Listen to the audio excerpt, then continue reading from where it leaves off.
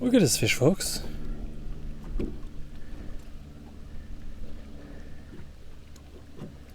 This is a good size carp.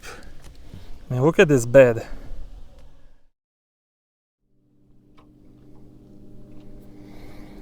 Welcome to my mayhem today, folks. Absolute mayhem. This is a text message from Richard Jean, who told me to do what I'm doing exactly right now. He said, don't worry about it, just start recording. I tried 2 live streams. I caught 8 fish while on live stream and lost all of the video. Today there is a bass tournament, there is jet skis, and look at this flotilla over there of some kind of wind boats. Can you guys see them? How many of those over there?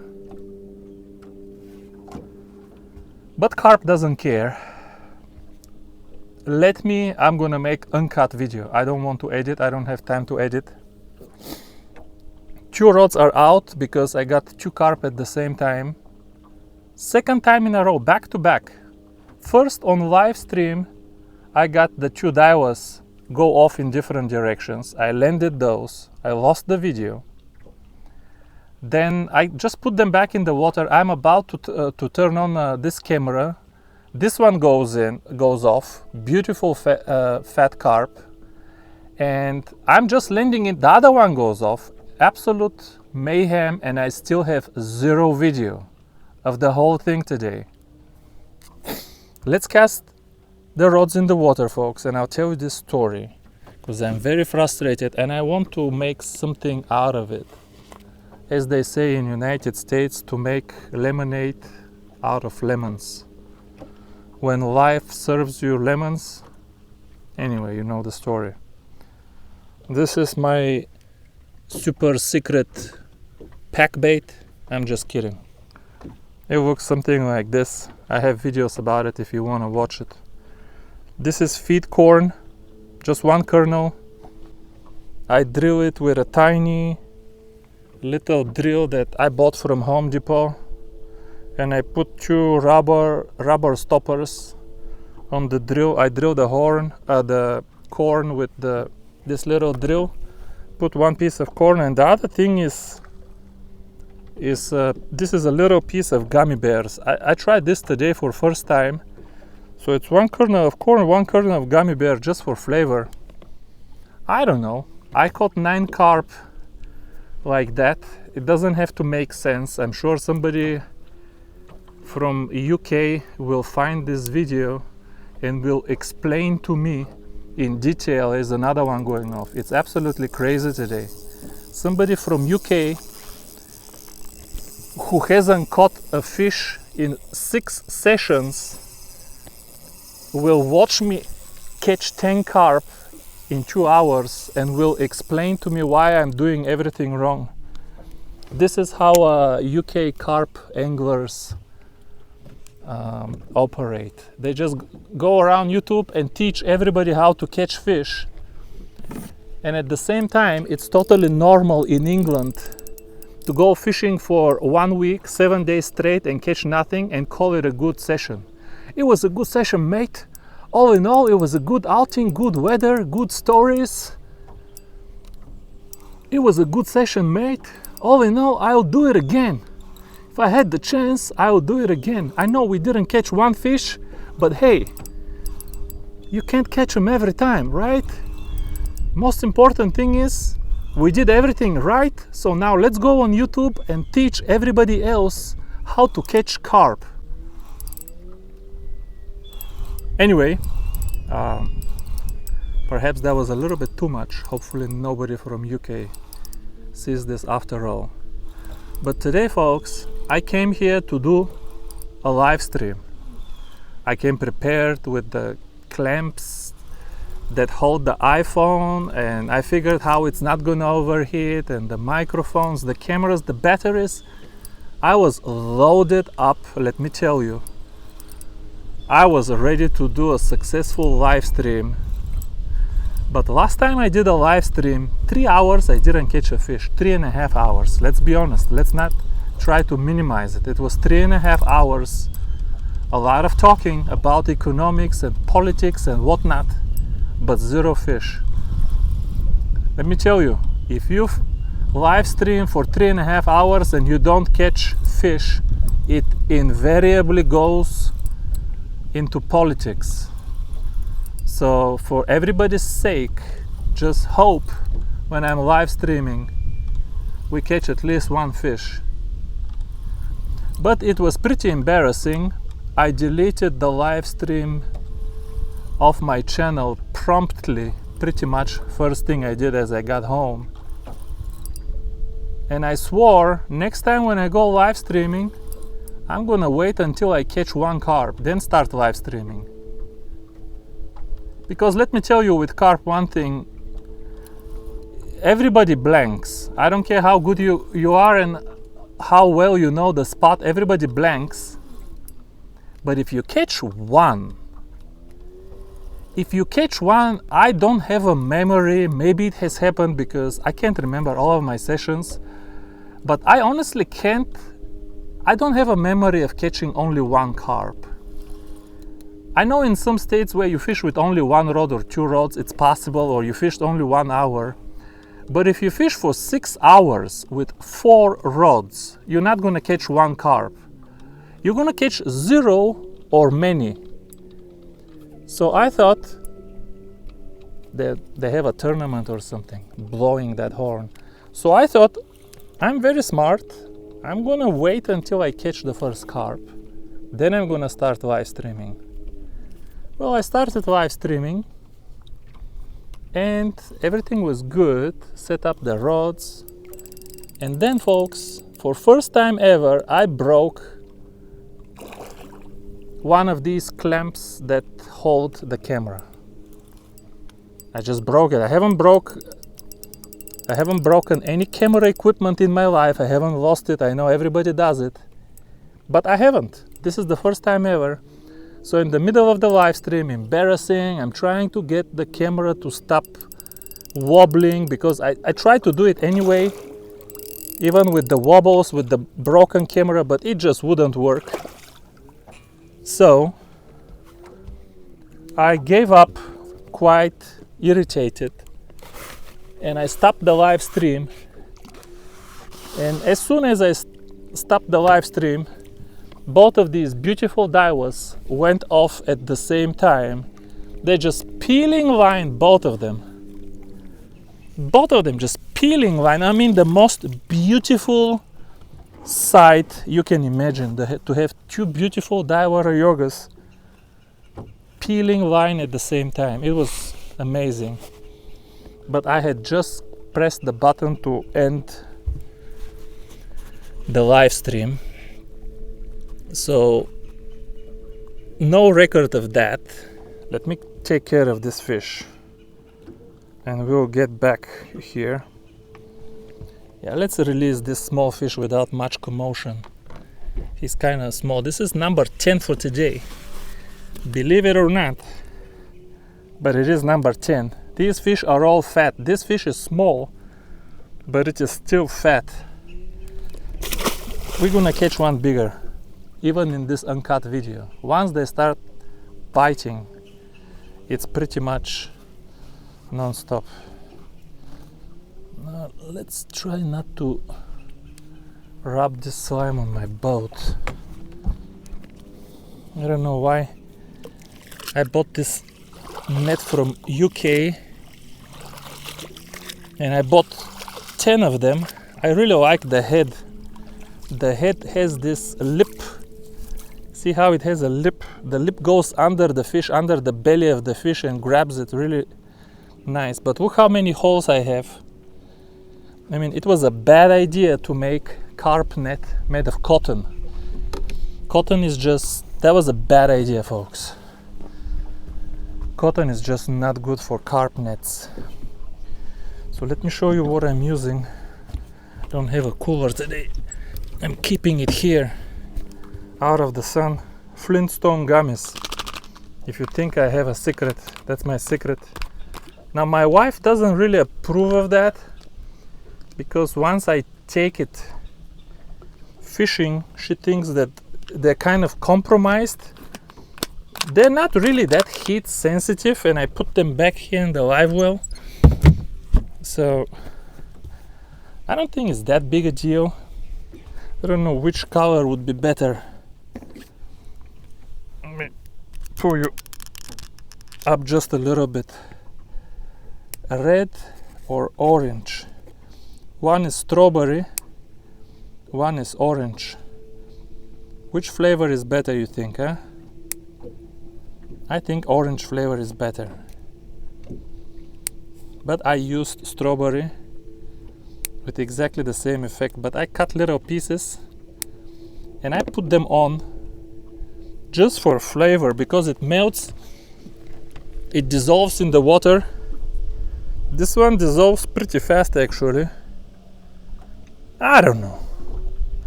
I mean, I did catch 10 carp exactly like that just in the last 2 hours. For those who want to believe, if you don't want to believe, I don't care, to be honest, but I just released in the water carp number 10.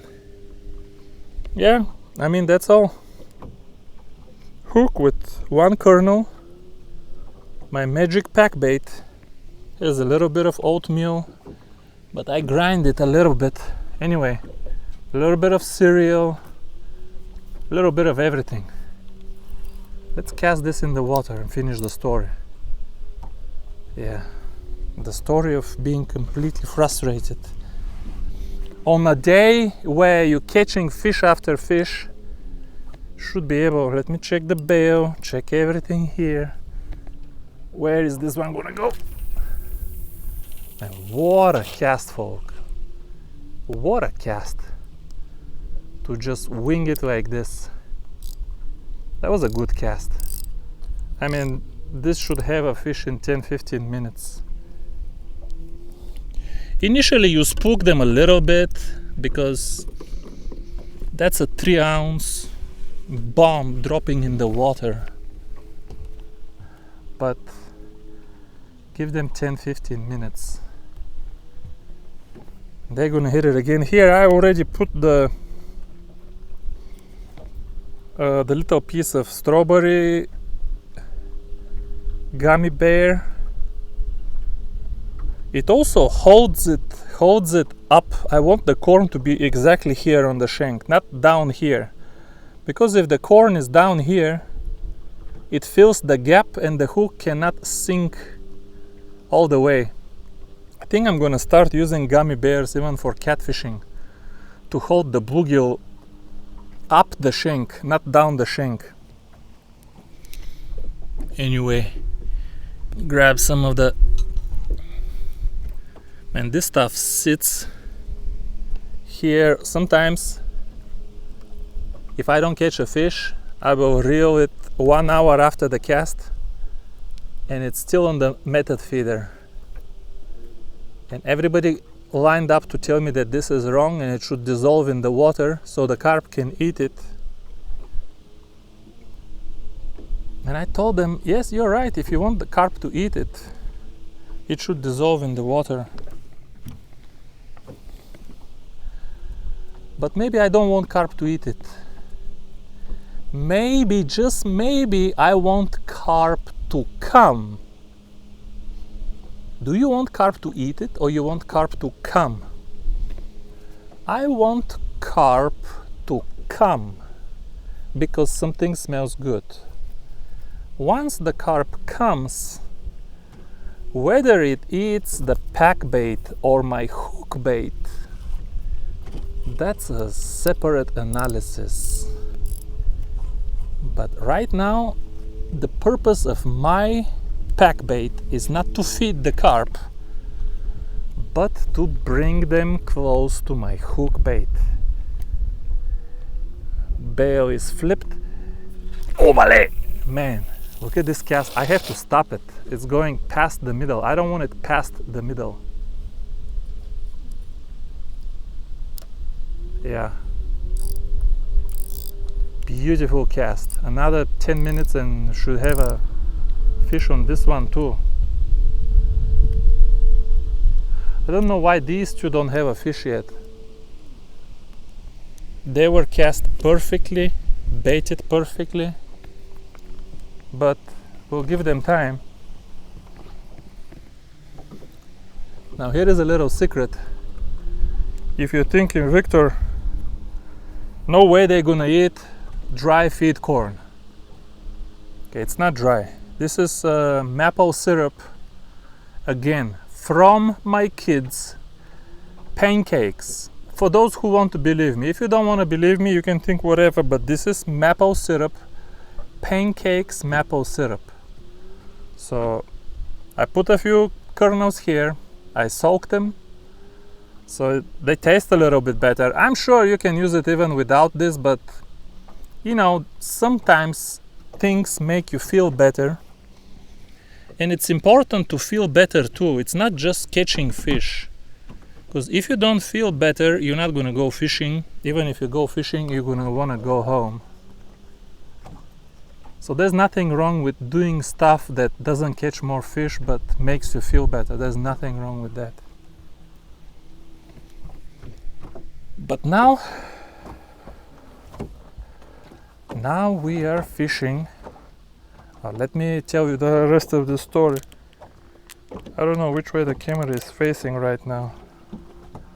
Want to make sure you're facing the rods, the right angle. Yeah, the first stream ended pretty bad. Then this one is biting already. This Daiwa, the second Daiwa. That was a bite. Yeah, that is a bite. Yeah, you're gonna have to wait with the story. I'm pretty sure that's a carp because even though it's not a big bite, it's kind of consistent. I'm pretty sure that's a carp. Maybe it's a channel catfish. I did catch one channel catfish too. Not even talking about that. Yeah, this fish is here, but might be a channel catfish. See, he holds it. Yeah, that's a carp. I don't think a channel catfish can hold it like this. Yeah, it's been like this since I started live streaming, but I don't have anything on live stream. So I had two fish here on the bed, so I started a second live stream just by planting the phone right here on the seat and kind of make sure it faces the rods. So I showed people the fish and I cast the rod. I caught another two fish. Oh no, something is not right here. No, I have never snagged here. I have never snagged here, folks. Never. I have caught so many fish here. I have never snagged. Wow, it's just the day today. I have never snagged here. And now we're snagged with a pretty good fish. It felt like it. I mean, it's just that kind of day. Now let me tell you something very important. The fish is still here. Maybe he will come.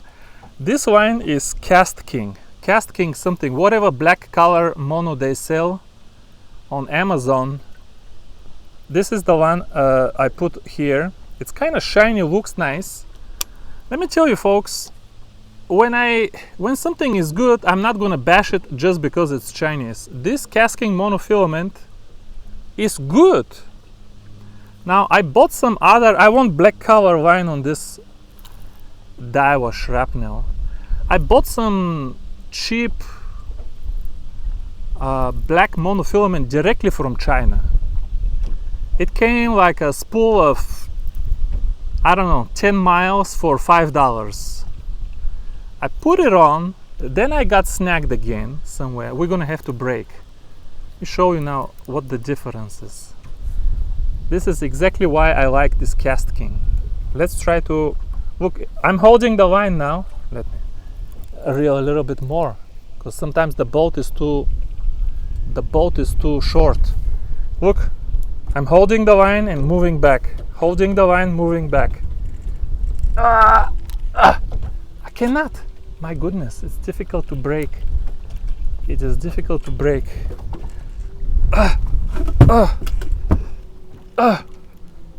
What a day today. Come on, break. It cannot. Finally broke.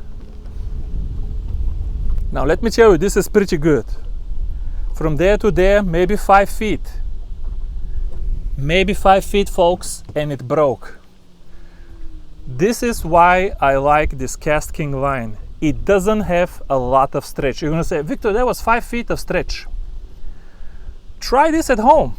Go snag, and did you see how far this fish was? I had 100 feet out there, and it stretched only 5 feet. This line has very low stretch. The other line that I got directly from China, that is like super cheap, looks exactly the same, but it's not. The other line, folks, when I snagged, I try to break off. I pull and pull, I go all the way to the front of the boat. It's not broken, it just stretches. I reel up, come to here, I go back, it stretched again. It never broke. You keep reeling and reeling and reeling, it just stretches. And I reeled like 50 feet of stretch, it never broke. Finally at the end it broke. But I stretched it so much that the line was now compromised. Whatever line I reeled up, I don't trust this line anymore, because the original diameter was maybe 0.35, but after I stretched it, it's much thinner now. Now this line stretched 5 feet and broke, and I know that this line is still good. Most likely it broke from the knot. Yep, I think it broke exactly from the knot, which is what is supposed to happen. So I gotta tell you, if you're doing catfishing or carp fishing and you want black line just because it looks nice, this Cast King line, I don't know how strong it is. I haven't tested it. It's pretty strong. Almost cut my hand. Let me show you. Maybe it did cut my hand. Look at this. You think that was easy? It cut my hand pretty good. You shouldn't be doing what I did, by the way. But this Cast King line has very low stretch. They say in the description low stretch, but everybody says that. But this line actually has low stretch. Let me show you a trick now, how easy it is when you're prepared to get back in the water. See? Like this all day. I cannot even fix this line. I have another pre-tied rig. I just tie it on and cast it right back. We're out of line here. Look at this. Okay, no more. Yeah, no more main line. Man, this is a heavy fish again. Let me lift him a little bit to get him out of if there is snags or something. Yeah. That Cast King, I recommend that line, and I don't recommend it for strength or abrasion resistance. I don't know, none of that. Definitely not for sensitivity. But for carp fishing and catfishing, if you want a low stretch line that when you get hung, you don't stretch and stretch and stretch, and you want to pull and break. That's what you want. That Cast King line is pretty good. We got some main line. This main line, let me tell you something again, for those who believe. Sometimes people don't believe what I say, so now I'm just saying this for those who believe. This line is 5 years old.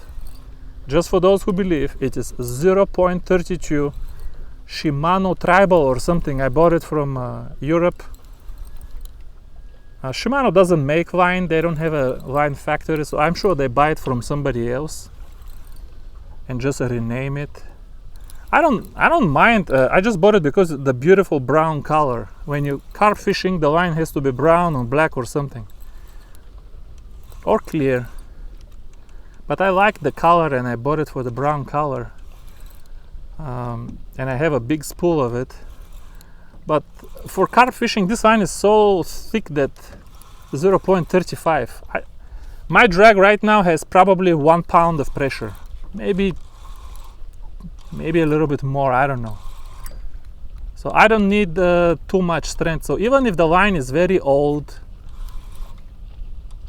I still trust it. The only thing I do is after every session, pretty much before the next session, I will cut the lead, trim 2-3 feet of line and tie it again. I just trim 2 or 3 feet after every session, so you have fresh line at the very tip where all the knots are, where the fish is hitting the line with the tail. I made a video about this, didn't get any views, and I have never heard anybody in the comments that they took this tip. But you can fish even with Varivas Ester line 2 seasons, as long as you trim the line before every session, just 2-3 feet, trim. All of the abrasion is pretty much at the tip. Now watch, we're gonna get one more while we have 2 rods out of the water. Watch this. That one probably doesn't have bait or pack bait or something.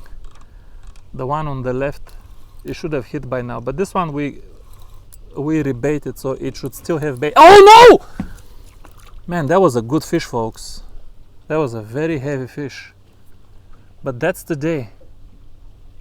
That's the day. I horsed it a little bit too much. See, the feed corn is still here. We're gonna put a piece of strawberry. Man, that was a good fish. I don't know why today is such a bad day. It's not a bad day, fishing is great. And I was just telling Richard Jean, let's count our blessings. I have these bad headaches when the allergy season starts in May and then in September. But today I feel amazing. I feel fresh, no headache. I'm healthy, my family is healthy. I have a good business, nice house, nice truck. Let's count our blessings. We're gonna catch them carp next time. But I just wanted to make one video to get this off my chest, because it's a little bit too much today, folks. It's non-stop one disaster. I don't want to call it disaster, but let's say mishap. Just one mishap after the other. I'm sure you have all had those. Man, look at that cast. Did I tell you that it will be 10-15 minutes and we're gonna get a fish? That's exactly what happened. Rewind this video, go back, and now we're gonna get another fish. Yeah, that's exactly what happened. But this line, because I keep trimming and trimming, look, there is not much line left. So now when a fish makes a run, it strips all of my top main line and I'm left with the whatever I put on the bottom. Let me show you now how quickly we can rebait here. I put all of the stuff here.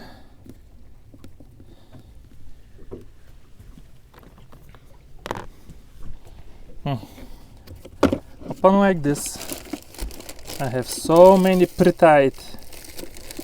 Which one should I use? This one has very small hook.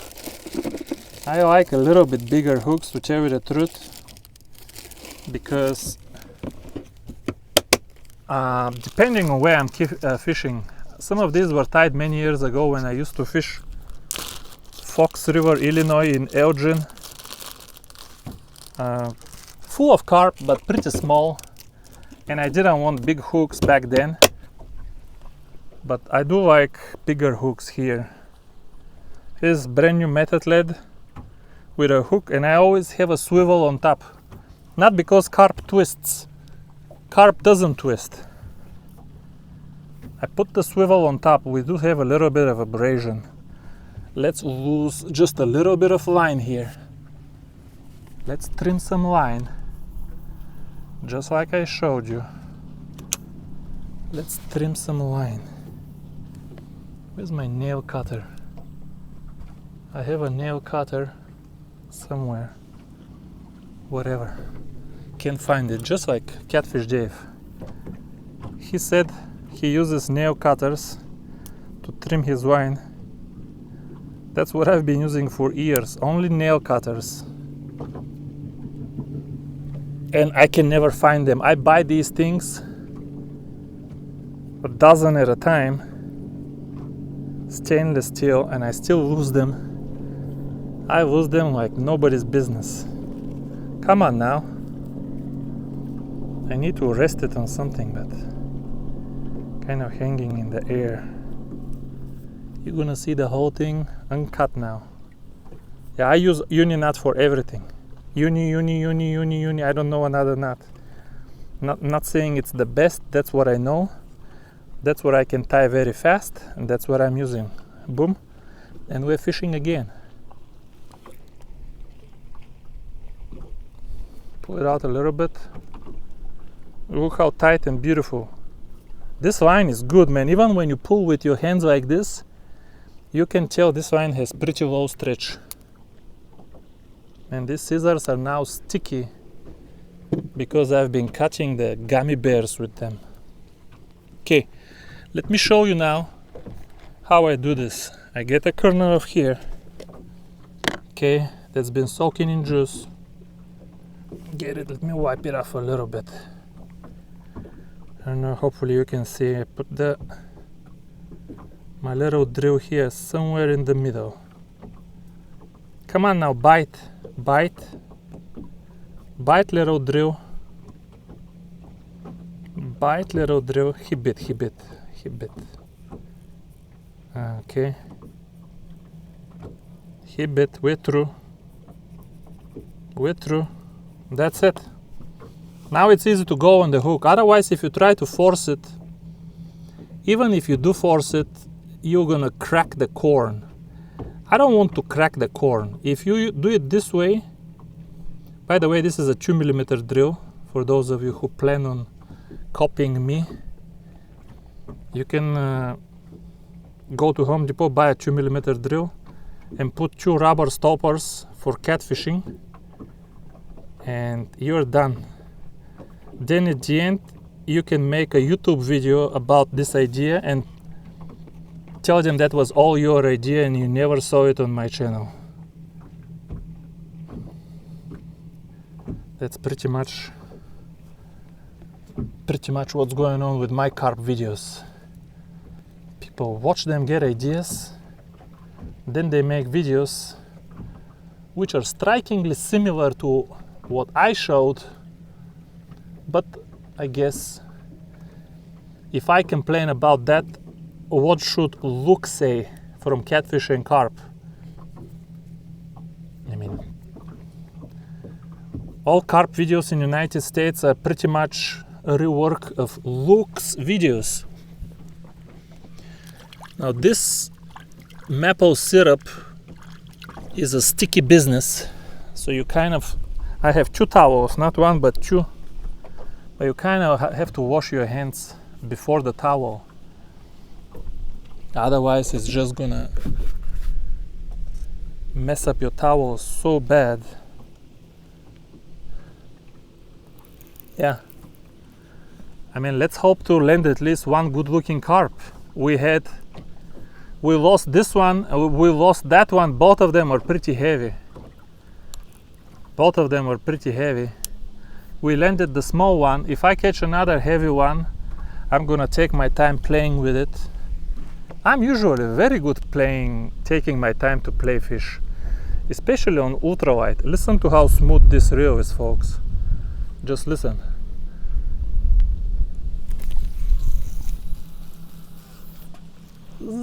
Did you even hear something? Is so smooth. When these people cast with the catfish reels, it sounds like sounds like a coffee grinder. Okay, now I think we have 4 rods in the water, but this one I want to rebait it to make sure we're fishing with 4 rods, because it's been 1 hour without maybe there was a fish, I see too much slack, just to make sure we have bait on everything. Yeah. Even now I start recording. Richard Jean said, don't worry about it, just start recording. Forget about the live stream, just start recording if they're still biting. I started recording, I keep getting mishap after mishap. Look, my pack bait is still here. And let's take a look at it is mostly dissolved, but it's still here.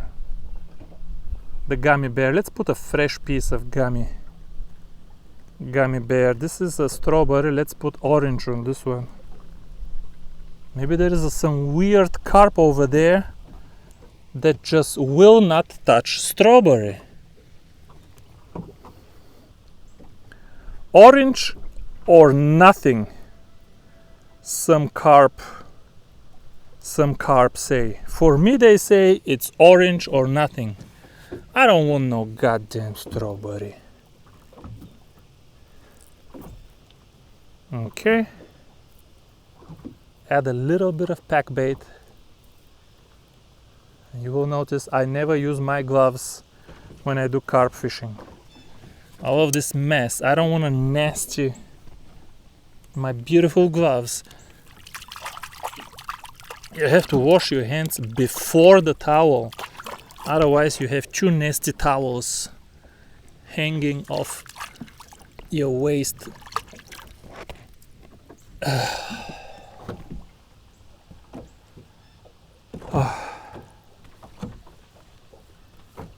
Yeah, I'm surprised I'm here all day. Pollen is very high today. Oh, stop with the wakes. These bass boats, man. Wakes after, is this wakes or is we getting a bite too? Maybe one of them was getting a bite. Okay. Maybe this one is getting a bite, I don't know. If it is, don't worry about it. If you have carp, you'll find out. Don't jump on it, set the hook. Okay, let's cast this one a little bit more to the side because we have three pretty much up front.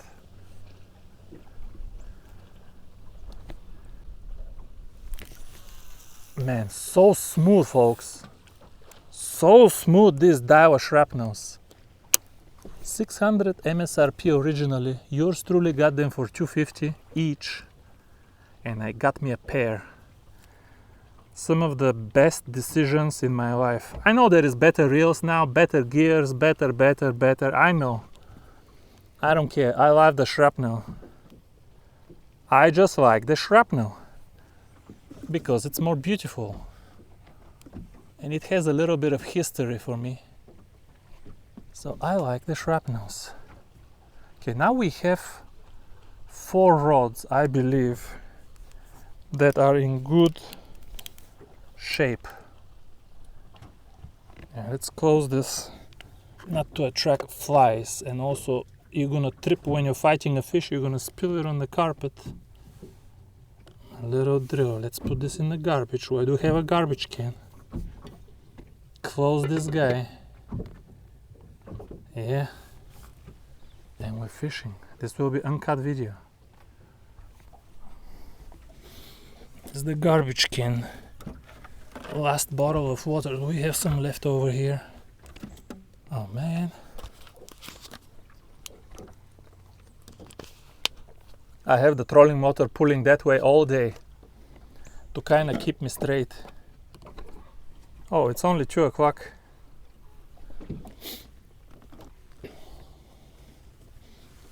It's only 2 o'clock. Last bottle of water. Yeah, we're gonna make this uncut video. Man, what is this line here? You know, sometimes, folks, I do put the line in the garbage can.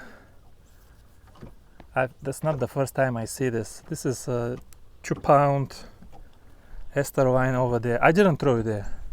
don't be quick to judge me. I have a garbage can here, but sometimes I put it in a garbage can and the wind blows it around and it ends up somewhere else, which is unfortunate. But what can you do? Interesting, the wind stopped, all of the boats went away, and that's when the carp fishing, the carp bite stops too.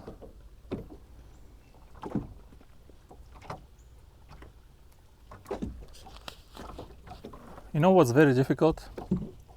To drink on camera and not sound like an animal. I'm not just saying that.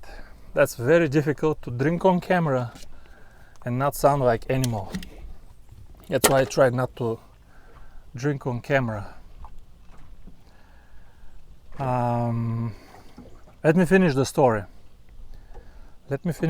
Folks. So the second video, the second live stream I started, very nice live stream, even if the phone was here on the seat, because I shot 2 fish and I landed 2 more fish, and it was just like 8.5 minutes.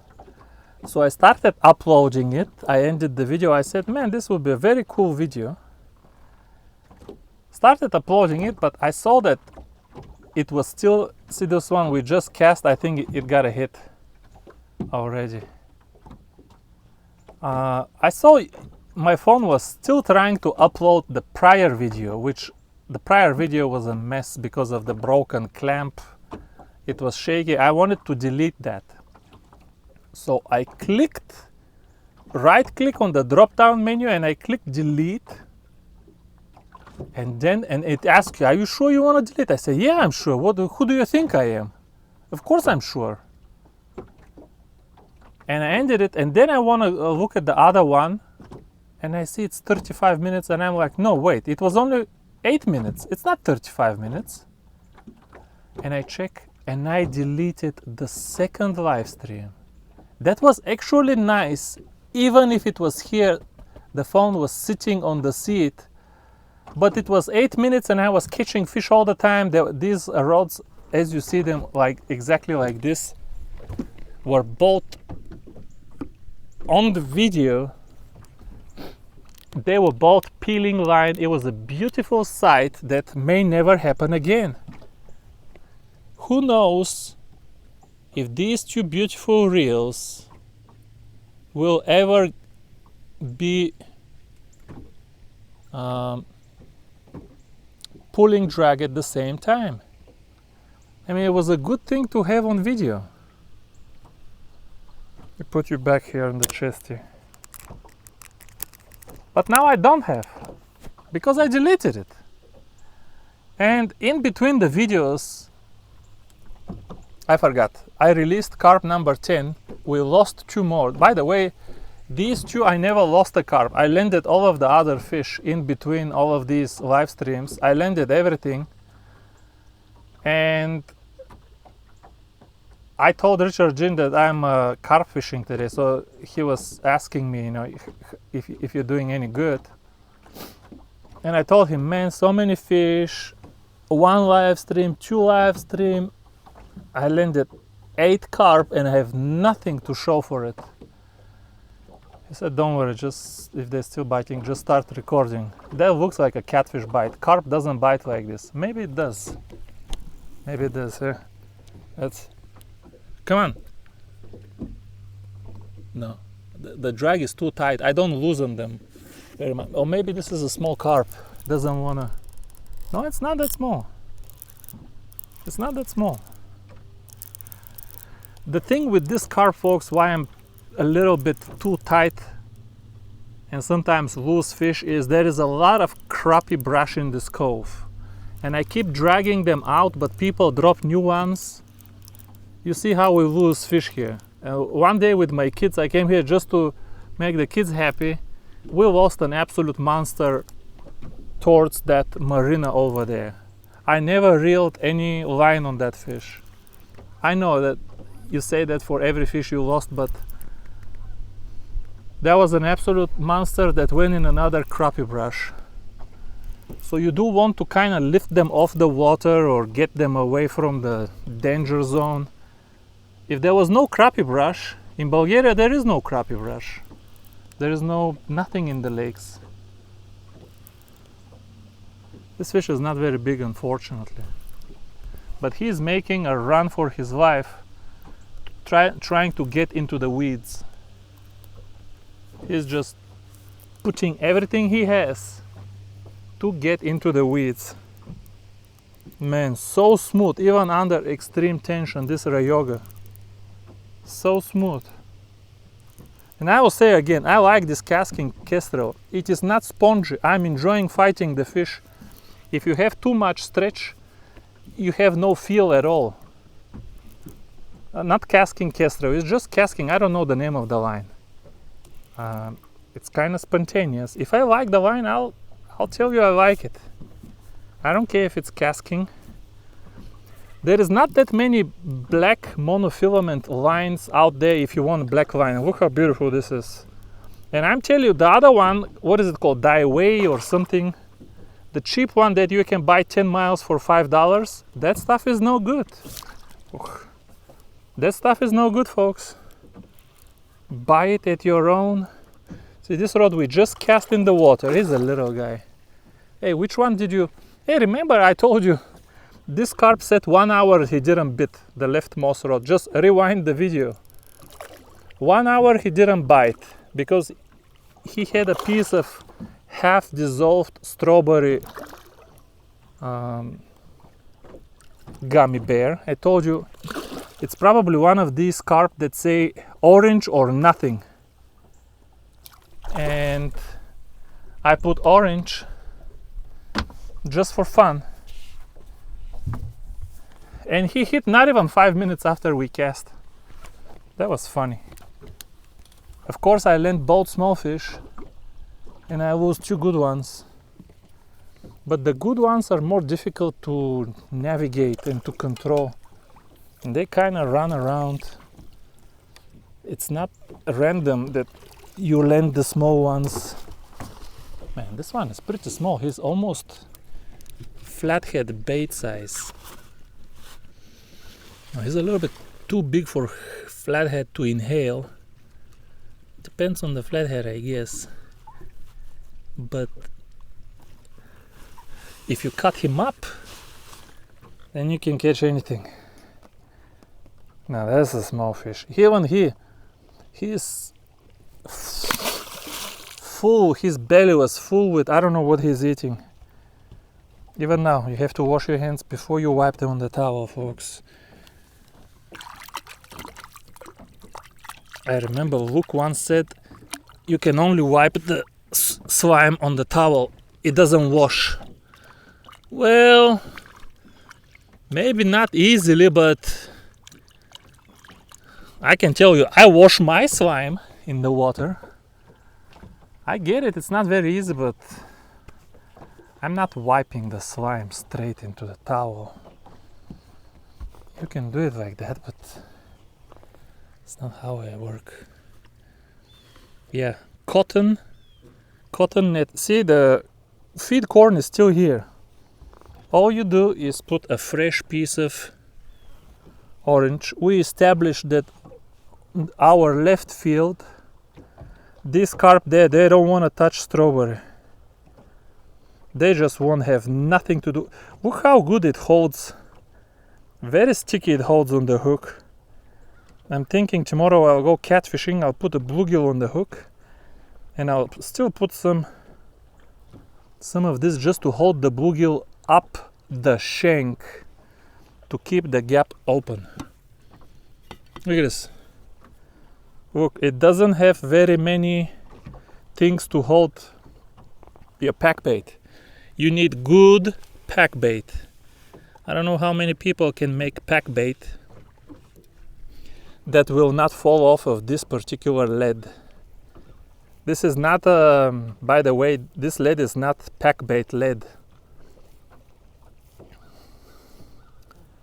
But my pack bait is so good that I like to use these LEDs because they're easy to clean at the end of the day. Yeah, let's get back in there. I forgot, did I tell you the whole story? I don't know. I want to land one more. I want to land one good carp, and I will end this video. Man, look at this. I have to stop it. I feel I did this by touching it with my finger. I don't know why. Let's open up a little bit. Yeah, the only thing I don't like about the shrapnels is the clicker doesn't click loud. They have a clicker. I can feel it when I fight the fish, but it doesn't click loud. And I want it to click loud.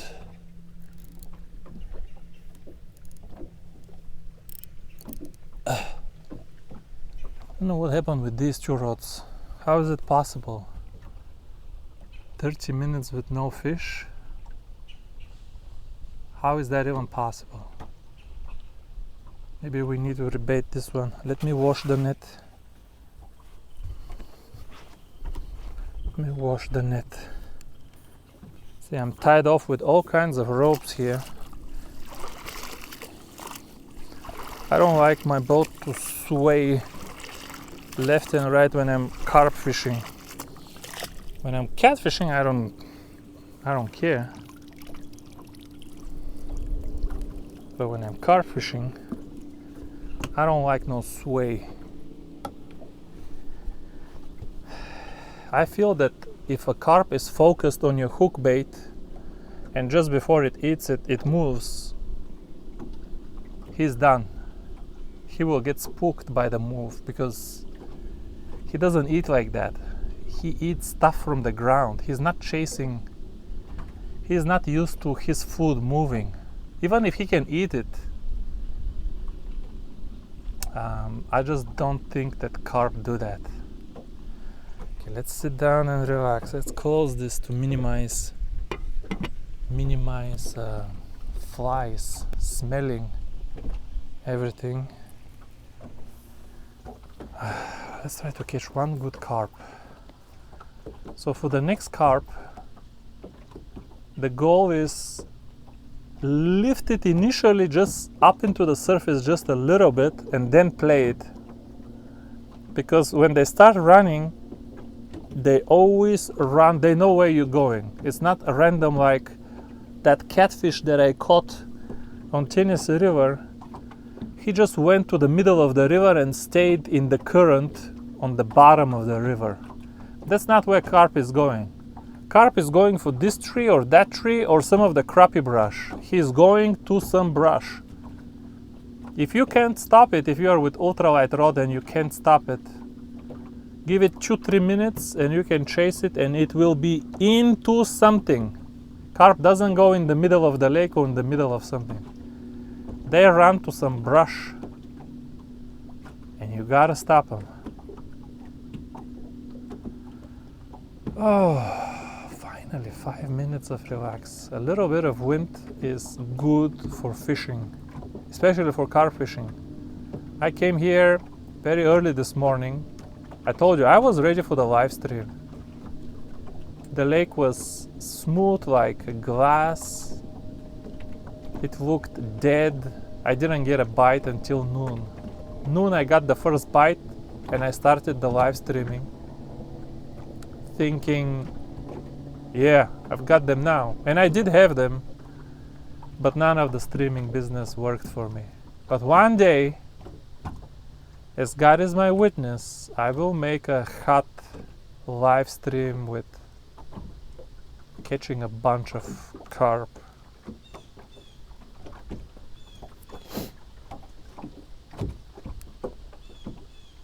What time is it now?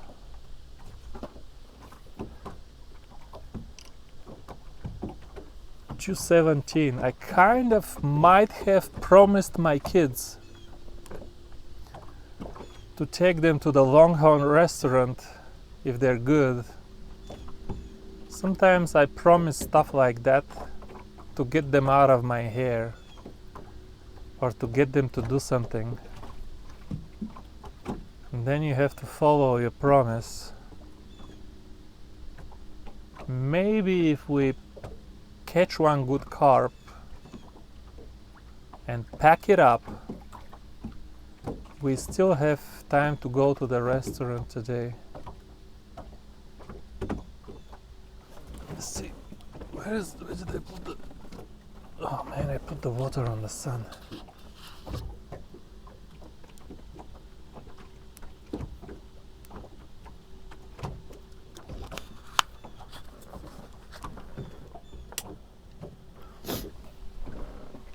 This is it, folks. It's been a day of mishaps all day, and I thought I will record one uncut video, get this off my chest, catch a few carp, and then I'm gonna go home. Which we did already, except that I lost 2 big carp and landed 2 small ones, and I already sent my friends a couple of videos with fat ones, but now that I'm recording, they don't want to bite. I think this rod has been out for too long without anything happening, so I will recast this one just to put a fresh piece of gummy bear. We'll see what kind of gummy bear it has, and we'll put the opposite flavor. These gummy bears that I have over there come in only 2 flavors, orange and strawberry. See, pack bait still here, look at that. I don't need to, you can see a little bit of cereal, a little bit of oatmeal. It's still here. So they don't want the strawberry. See, it's half dissolved, but it's still here. Okay, fine, let's try this, okay. Let's put a juicy piece. I mean, look at the size of this orange piece. That's what we're gonna do here, folks. I'm gonna put a chunky piece of orange. See if that makes any difference. I'm not even gonna add more pack bait, or should I? No, this one is going down. It's going down. I'm telling you, this one is going down. Yeah, I can see the... Oh, we're gonna run out of line again. I can see the rod tip bend even just a little bit, 1 inch. But it bends and doesn't get up, and I saw the rod tip get loaded. Okay, that's a good fish again. That's a good fish.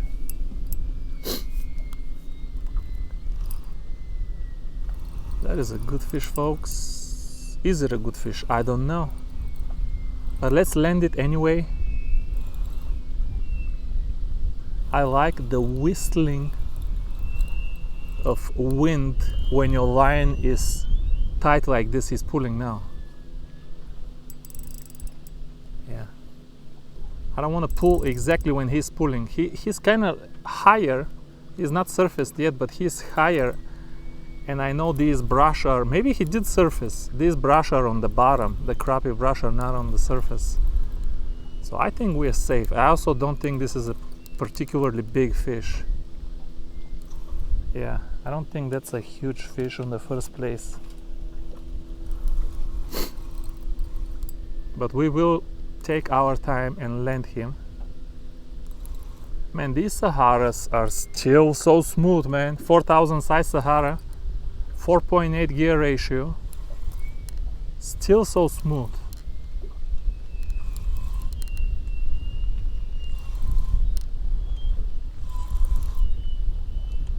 By the way, let me tell you something.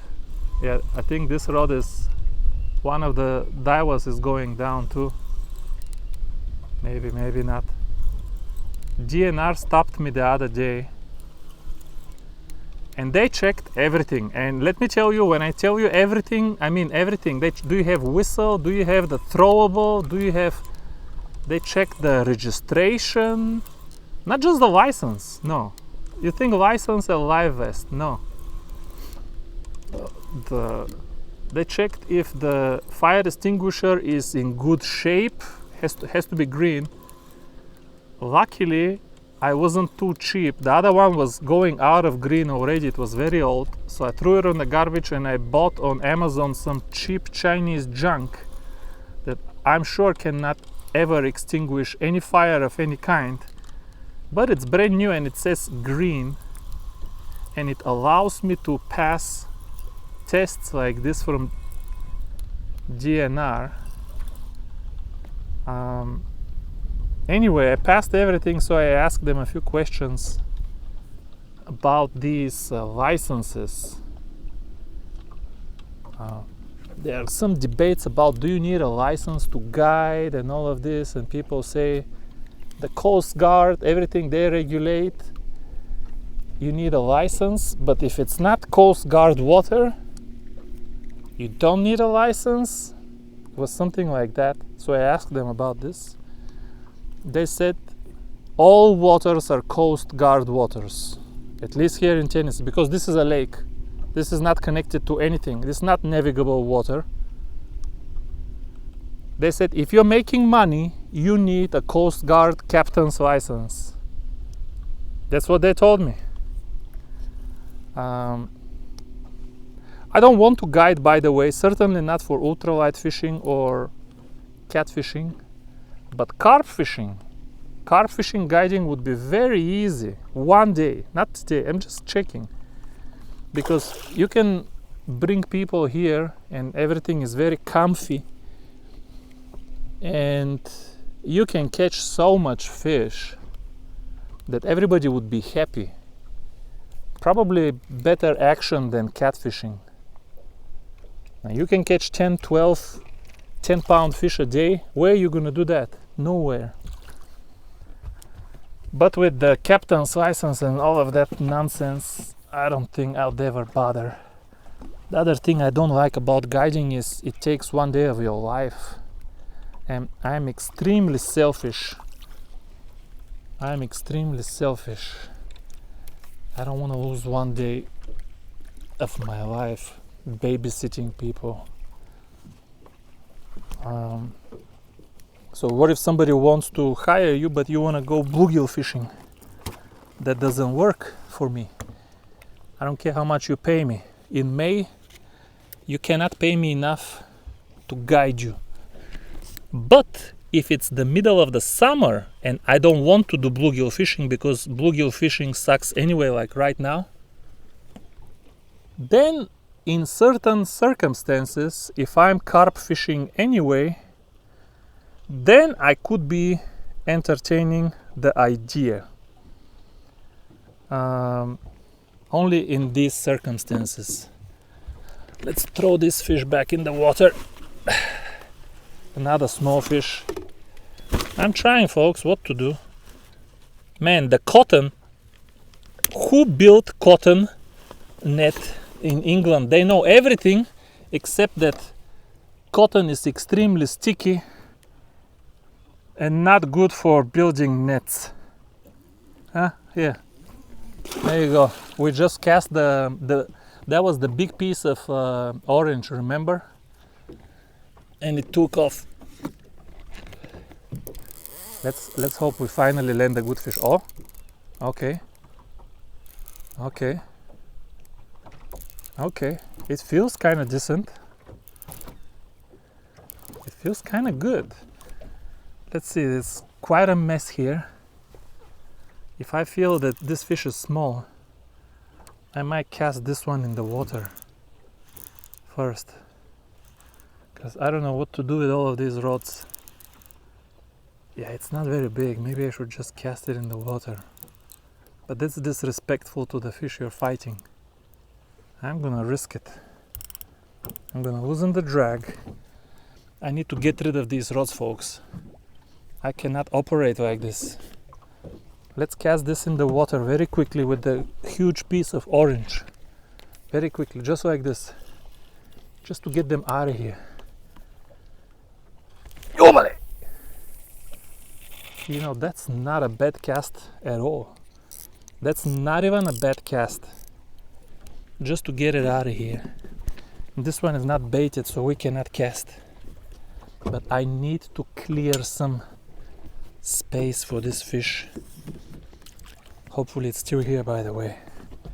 No, I think it's still, yeah, it's safe to say it's still here. Yeah. Now the drag is very smooth, but doesn't click loud. Yeah, buddy, shrapnel. You know, why can't these shrapnels cost like $100, $120? So we can all just buy, you know, buy 6 shrapnels, put them on your boat, all metal reel. It's not too strong, but strong enough. And that's it. Don't need to bother with this Chinese junk today. No name. Smooth, folks. It is smooth. I still can't tell how big he is. Maybe just a little bit bigger than the one we released. But not the trophy with which I was planning to shock you all. I thought I'm gonna get a 30-pounder, drop him here in the carp cradle. That's called a carp cradle. I know people are gonna ask me and they're gonna start googling. You're gonna have to buy this from, oh no, I think they sell them in the United States too now. It's called a carp cradle.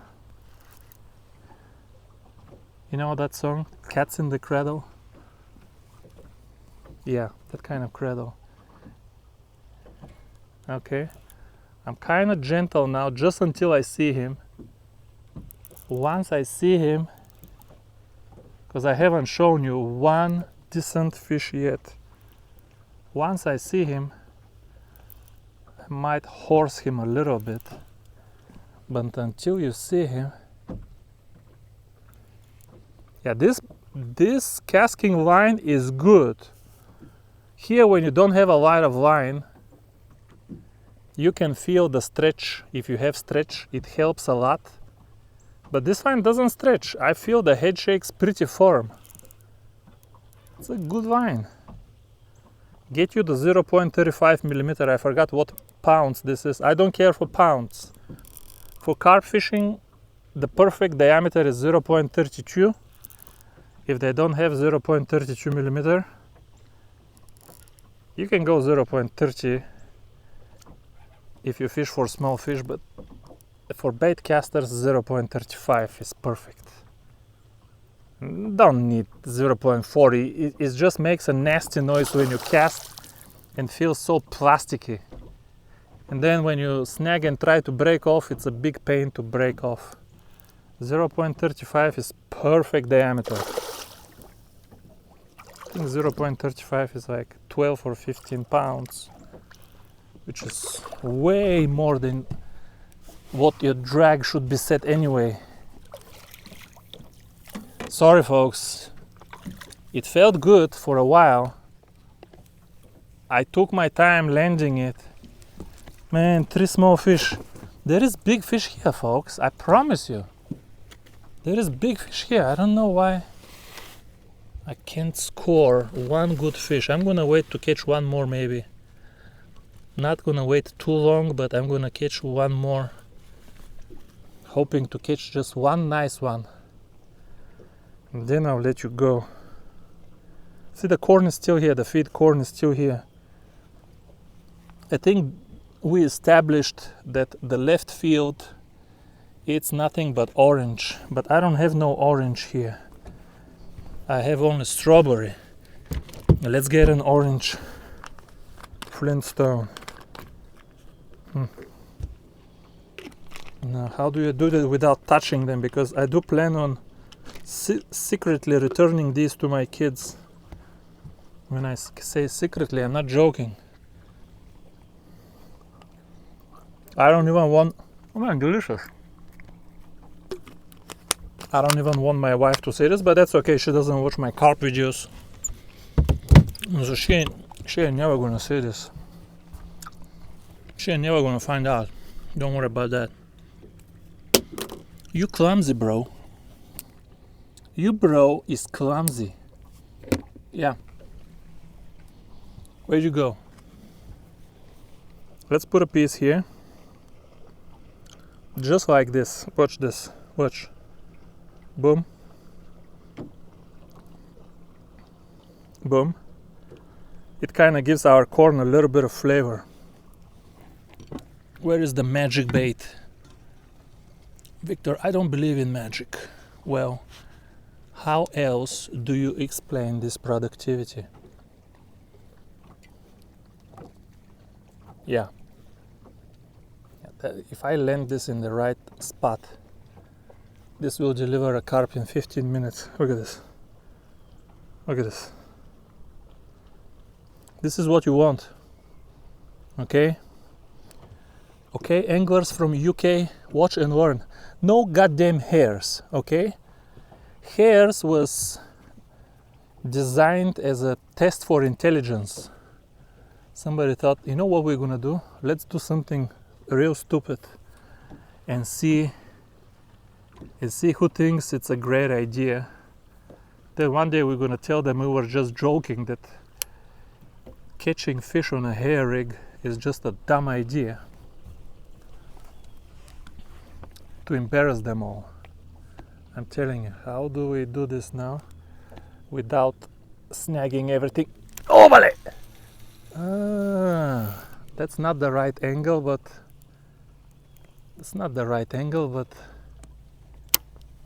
so what? So what? Okay, this one is back in the water. I'm sorry for picking on England. Everything we know about carp fishing, we learned from England, folks. They've been fishing for carp 200 years before anybody started really serious carp fishing. Beautiful fish, perfect shape, color, everything. But he's small. He fat too. He ain't hungry. He ain't hungry, but he's small.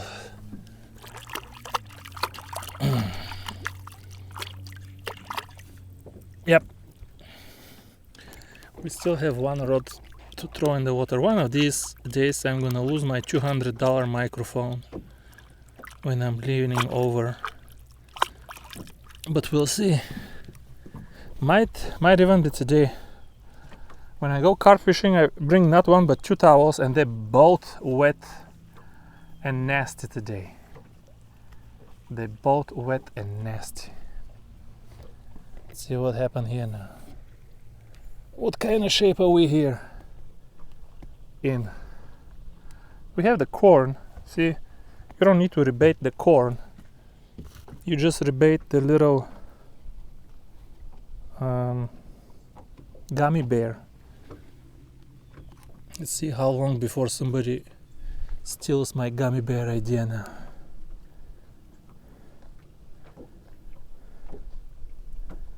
Okay. Let's put one on strawberry. Why just orange? I don't believe they eat only orange.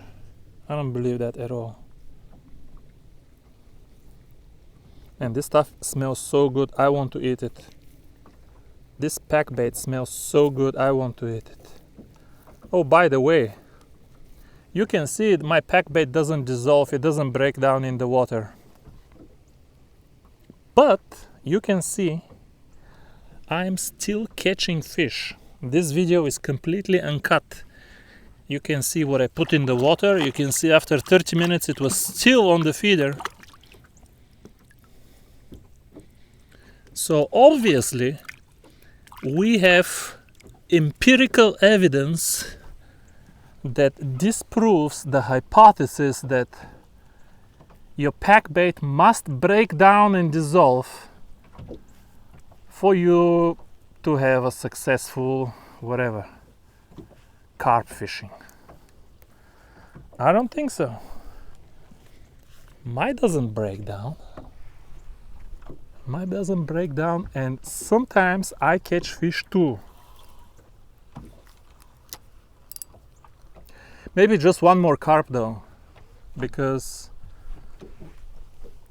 I don't know. I just wanted, if I landed one big one, this video would be over, but I didn't. Let me cast over there. Let's see if I can do that.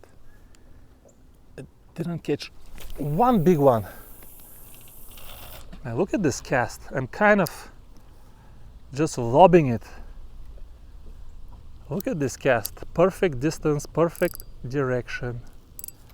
Everything perfect. Yeah. Yeah. It's amazing, after I caught so many fish here, these fish keep biting. You would think it would wear out. You know, when you fish crappie from a brush, you see the brush on a live scope full of crappie. You catch one, you catch three, and then what happened? Where did the other crappie go? Something happens. You catch a few and they're gone or shy. Not with carp. You can catch 10 and they will still keep biting. But maybe the size goes down. I don't know. Why did we catch only small ones? That's a little disappointing. A little disappointing. Okay, let's sit down a little bit, finish the water. My back hurts, folks. One thing about this carp fishing is my back doesn't hurt from bluegill and crappie fishing. But when you're doing carp fishing, your body is always slightly bent forward. Perhaps because I have this bimini top here, but it does not touch my head, but I don't know, maybe my neck, my body, I'm always slightly bent forward. I don't know, baiting up, landing fish, lifting fish, you always slightly bent forward. And it's not like back and forth, so you can kind of rest. You just bend forward and you never rest. And in other words, I'm already old, but it kind of hurts when I'm also constantly slightly bent forward. Oh, it feels good. Oh, to lean back. Oh, just give me a couple of minutes. Yeah, we're gonna publish uncut video. I watched Catfish Dave last week published his first 4-hour uncut video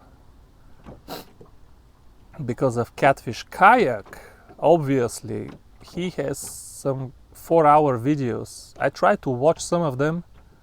I mean, these videos, 4-hour uncut video, folks, with 280,000 views. It just boggles my mind. It has to be some kind of bug in the algorithm or something. Who would watch something like that? I kept skipping through the video, trying to find something. Maybe he caught some big fish. What happened? I mean, I cannot, maybe he was saying some interesting life story. I cannot watch 4 hours to find out, but I was, you know, skipping with the right arrow with the stroller, trying to see big fish. He didn't catch any monsters or anything, but 280,000. Now, I have been doing uncut videos for long before he did this, but none of mine. I have a whole folder, by the way, uncut videos. I have 10 or 11 videos in that folder. In one of them, I caught, it was a 30-minute uncut video. I caught 27 crappie in 30 minutes. Uncut video. I've never seen anybody catch an uncut video that many crappie. But anyway, none of my videos got any views. But now he is creating a new thing out of nothing. All of a sudden, well, his videos have some kind of appeal. So now I don't feel too bad for making a long uncut video, because I don't know, maybe there is something in that. Now, Catfish Dave's video, who to me his video was very interesting. Now, at a couple of times he went overboard, literally. I wish he didn't do that on audio. Catfish Dave, next time leave the microphone here, go do your job on the front deck, come back and put the microphone back on your shirt, brother. That's close enough. That's close enough. You don't need to take us with you absolutely everywhere. But anyway, his video was very interesting, but did not seem to do that good. There's another one. Folks, let's hope this is a big fish so we can end the video. He's peeling pretty good for sure.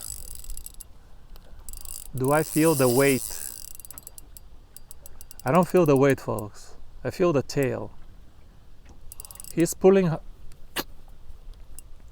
strong with his tail, but I don't feel the tail. The weight. I love to lift the rod and just feel nothing but weight, which is what happened on Tennessee River the other day in a video that nobody watched again, but I have it. Good fish, don't get me wrong, but I need one. I'll take a 17 pounder. That's nothing for this lake. It's full of 17 pounders. With Richard Jean, I think we caught a 20 pounder. And this lake has to have, this is a huge 6,000 acre lake. Most of it is shallow. So much food for carp. This line, I have to get rid of this line though. It's 5 years old, and from the algae, or I don't know from what, but the entire line now is so rough. It is so rough. You can hear the noise. It is just super rough. When you put new line, it's still smooth. It sounds so good. No, folks. He might be bigger than the 3 that we landed, but this doesn't say very much, because none of those were even over 10 pounds.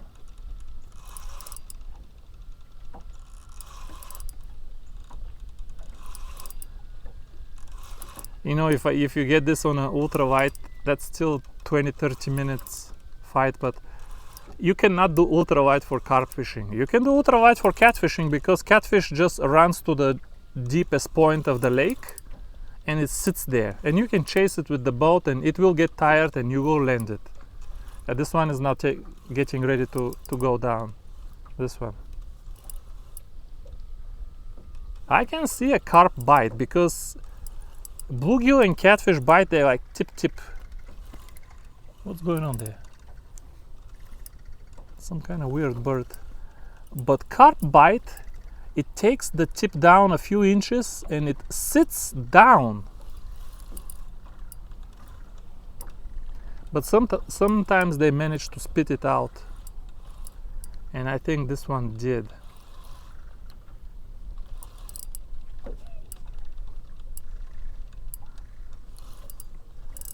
Hey, this one had on the left, do you remember what we put here? It had the huge chunk of orange. Huh, orange? For some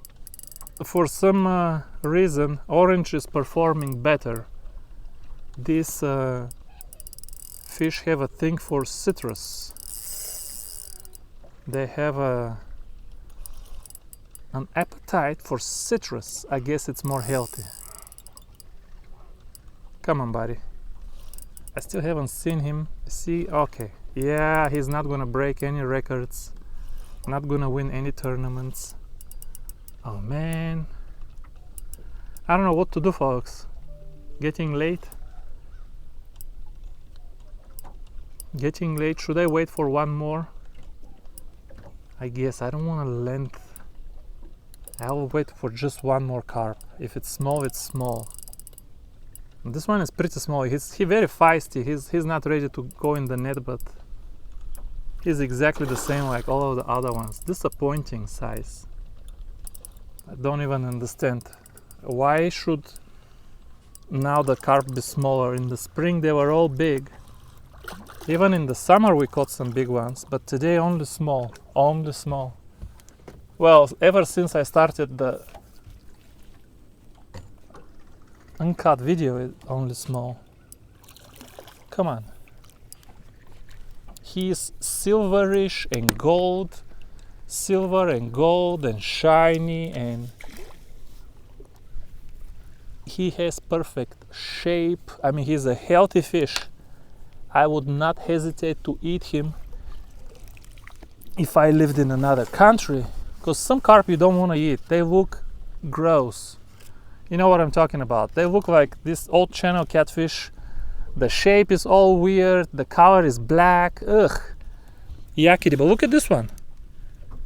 Now, there is restaurants in Japan, I promise you, that can cook this carp that you're not gonna be able to stop eating. They can cook it so good. They take out the big bones. We're gonna cast just one more time. Do I even have orange left here? Yeah, I do.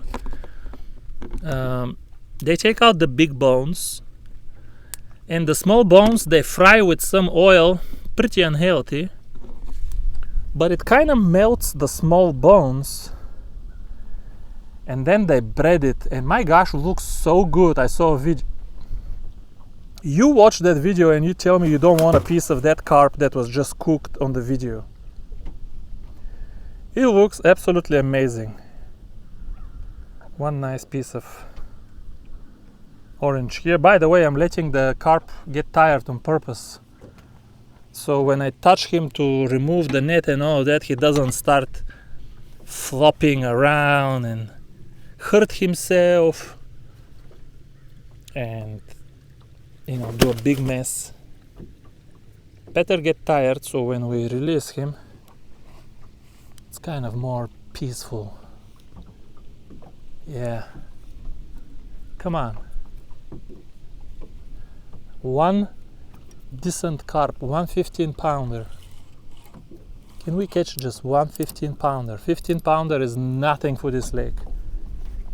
It is nothing, folks. Where did we? No, that one is over there. So this one over here. Okay, all right, that's not a problem at all. Look at this, look at this.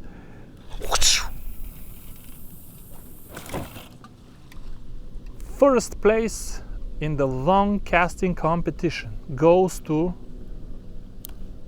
me. I mean, this is going to be fish in 5 minutes, if that. That's exactly the carp conference. Watch this. This is going to be fish right away. Yeah, both of these rods, we need to get home and get rid of that line. Okay, what's going on here? Let's see if he got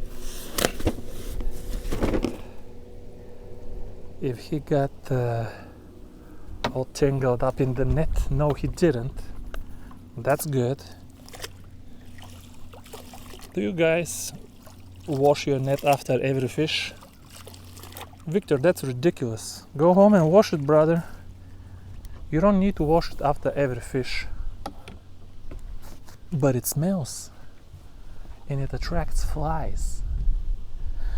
Beautiful fish, folks. Just beautiful fish. I know it's me who says it. So therefore... Oh! And that's why I let you 5 minutes in the net.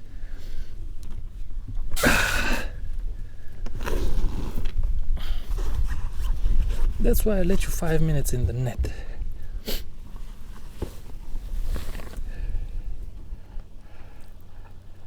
Beautiful carp, common carp, fully scaled, not a scale missing. I mean, this is what healthy carp looks like. I'm not kidding. This is what healthy carp looks like, folks.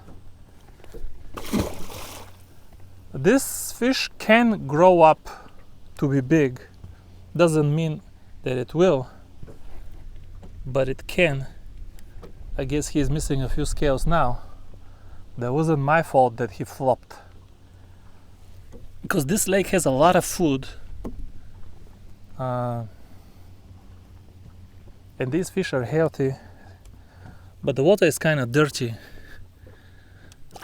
For example, they say do not eat fish if you're pregnant. That's not good. That's not gonna get carp to live 40 years.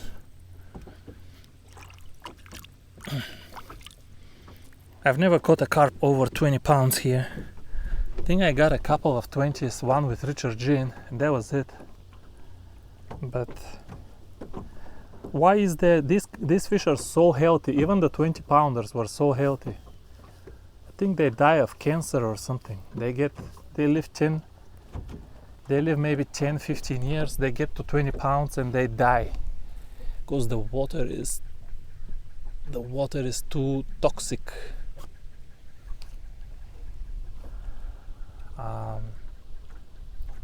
I don't know. Otherwise, why is there no bigger carp here? It's not about the food either. If it's about the food, these fish would be long and skinny. I have seen plenty of long and skinny carp. I don't need to see any more long. Go catch some river carp on Fox River. Some of them are very long, black, skinny, ugly things. This fish can live 20 more years, it's not going to grow. It can stay 7 pounds. It can be 20 years old and 7 pounds. And some of them are. But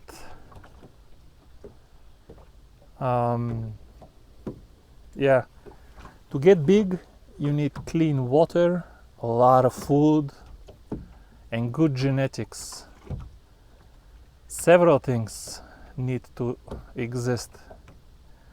And when they finally exist, and you get a lake with 30 and 40 pound carp, the word spreads around, and there goes the bow hunters, and they kill them all. They kill only the 30 and 40 pounders, and you're left with the 5 pounders. It's very sad, very sad.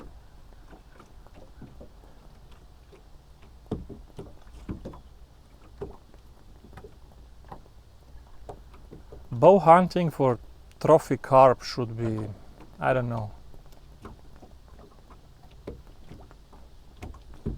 There should be some lakes where bow hunting is prohibited. If you get 30 or 40 pound carp, don't do this. Don't do this. These fish are so valuable.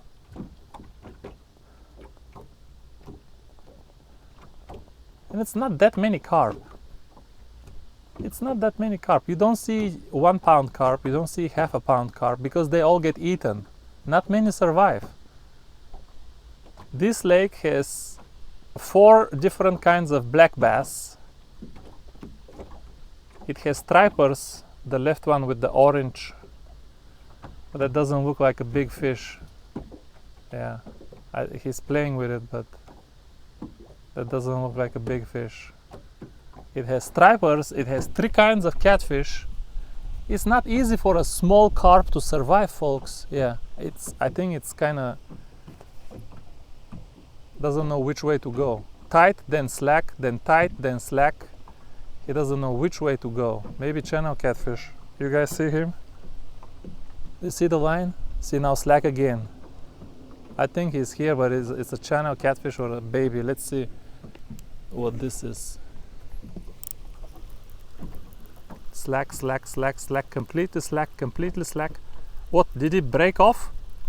Did he break me off? Is that even possible? Where is my feeder? Maybe he broke me off. What happened? What happened? No, he's here. He's been coming this way all along. Let's see, what was this? Maybe catfish?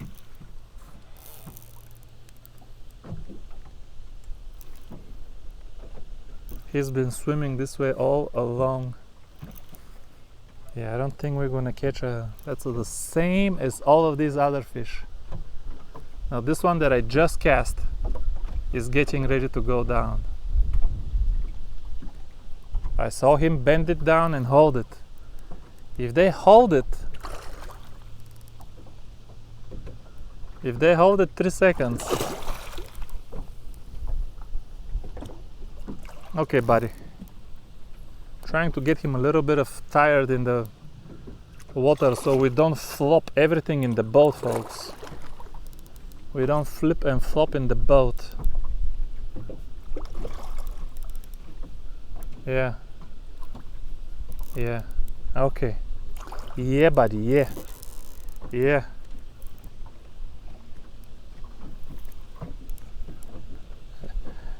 When I was fishing with my buddy Bud Gele from Minnesota on Fox River, folks, these little carp,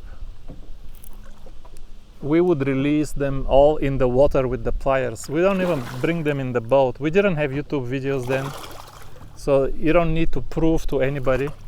Now if it's some big fish, we're gonna pull it out and take pictures and whatnot, but these little fish, we still enjoy the fight, and you know, when you're chatting with a buddy, it's a good time. And when it starts peeling line, you don't know how big he is. But we had the pliers, we reach out. What's going on here? He's in or out? Confirm your status. Yeah. Yeah. And fishing has been like this since 12 o'clock. Non-stop, something going on. Something going on non-stop since 12 o'clock, folks. The corn is still here. How many fish did we catch with the same piece of corn? You count it. But this one, we established left field, these fish ain't gonna touch no strawberry. If you wanna catch fish out of left field, only orange. Only orange. And if you steal my idea, at least say I saw this on the iFish channel. It's not gonna hurt you. It's not gonna hurt you. Just say I saw this on the iFish YouTube channel. That's it. Look. Beautiful. Orange and yellow look very good together. We get some magic bait. I know you don't believe it's magic, but you tell me how you catch so many fish otherwise. I know it doesn't break down. That means that in Britain, this kind of videos where you go against the entire British theory of carp fishing, you call their prime minister and they will get your YouTube channel blocked. That's what they do in Britain right now. They block, they censor people like nobody's business. These people have gone unhinged in Britain with the censoring. It's worse than Soviet Union. It is worse. They will say, no, the way he's fishing, this is against carp theory. His YouTube channel should be blocked. Okay, we're still trying to catch one nice carp. Oh, vale! That is the right angle. Even though last time the angle was not right, but we still got a fish. Yeah. That is the right angle. There is a hot spot there. I know where the hot spots are. I know where the hot spots are. Yeah, give me my net. Give me my net. Carpio! Victor, can you not wash your net at least when you're recording a video? It kind of takes too much time and it's kind of boring. But what about the smell and the flies? Today it's too windy to have flies. Actually, when it's windy, you don't smell the smell either. Now this carp doesn't look as beautiful as the previous one. Rewind back and compare. This one looks blacker and older. And I bet you that it is older. You know what, I need to move my pack bait a little bit out of here, because every time I release fish it gets sprayed, then it's too wet. But we don't care if it's too wet, because we're trying to close this video. I just want one nice fat 15-pound carp. Is that too much to ask? One fat 15-pound carp.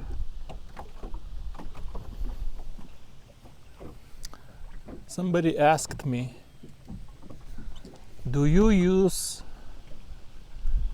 backdrop weights? Backdrop weights is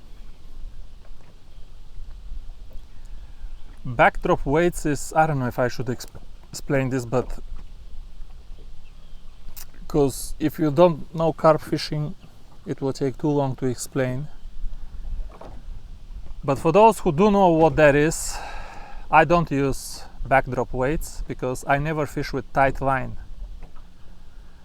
The whole reason I put a swivel 2 feet above the lead is so the swivel would fall on the bottom. It kind of does the same thing as lead core in UK, in British theory. Lead core is supposed to keep your line on the bottom. Well, I just tie an oversized swivel 2 feet above the method, and as long as you don't fish with very tight line, kind of slackish, I always have a little bit of slack. If you fish with slack line, the swivel will fall on the bottom, and it will make sure that the last 2 feet of line approaching the method are on the bottom. So when fish swim around, hopefully there is fish to swim around your method, your pack bait, they don't touch the main line with their body, which can spook them.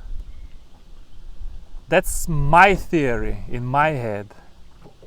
Well, it does come from British theory. I think that's a legitimate argument. You don't want, when fish are eating around the method, to be touching your main line. Although sometimes they don't do that either. They fish match method for silverfish on a tight line. Anyway, what's making this noise here? By the way, look at this, my tray. Look at all of these bodies that I told you I don't throw them. I use them, whatever is left, I leave them here on my tray and I reuse them later, because this body is not big enough for the big hook. It's too small and ripped off. But if I trim it from here, now I can put it on my little BG1. You understand? So don't throw the bodies just because you're fishing with the 1.5 number 8. Don't throw the bodies. And yes, I put these trays myself. They don't come with the boat. Put them myself. I carpeted them. And yeah, I think this rod just had a bite again. I finished. Do I still have water? Just enough. I'm very thirsty.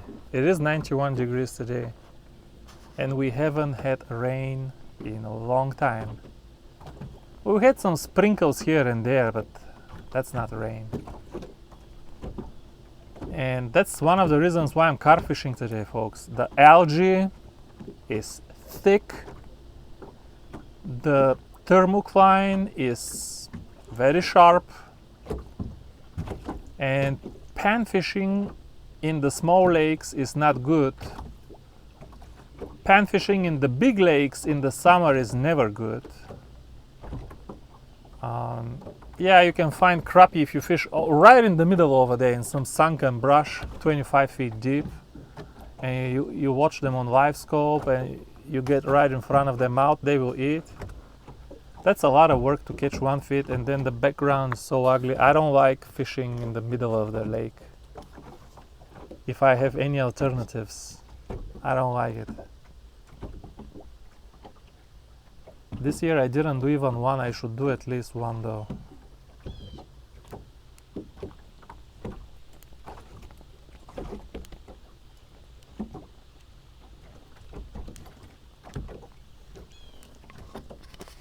That's it. That's how you drink. We're out of water. That means I can stay here no longer than 30-45 minutes. Then I get thirsty. I guess we have time for one more dinker. Which rod we haven't touched in a while? We need to rebait it to...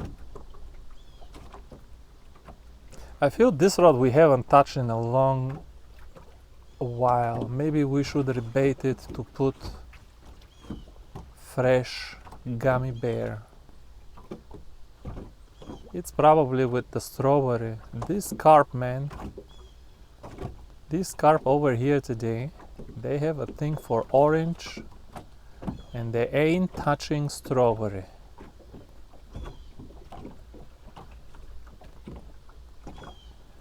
And look, made 10 million views with these strawberry jello carp videos. And me here can't catch one carp on the strawberry vitamins.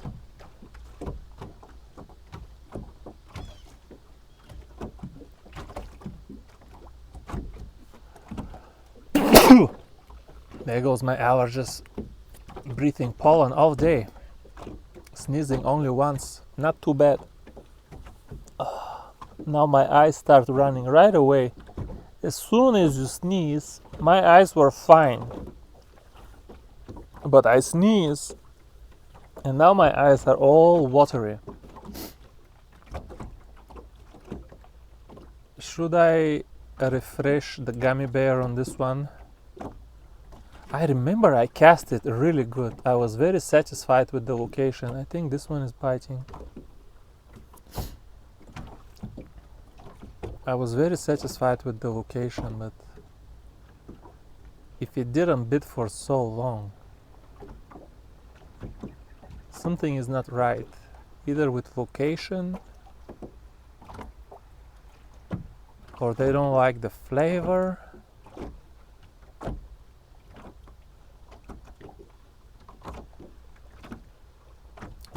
I want to recast this one because it's been just out of the game. Did we even catch a fish on this one? No, we got a big run and he got me snagged, and then it was very hard to break off,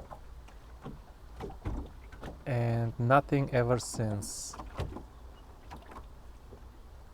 Okay, yeah, let's rebait this one to make sure we have 4 good lines in the water.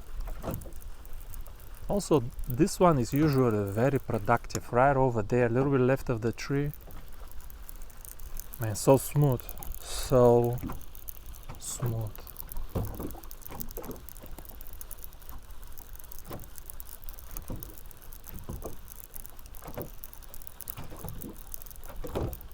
What did we put here? Orange or strawberry? Strawberry. They ain't touching the goddamn strawberry, folks. And you talking to me about strawberry jello. Oh, very little left though. Now watch this. We're gonna get rid of the strawberry jello. Not much left. Battery died, but nothing happened. We got rid of the strawberry jello, and we're gonna put orange.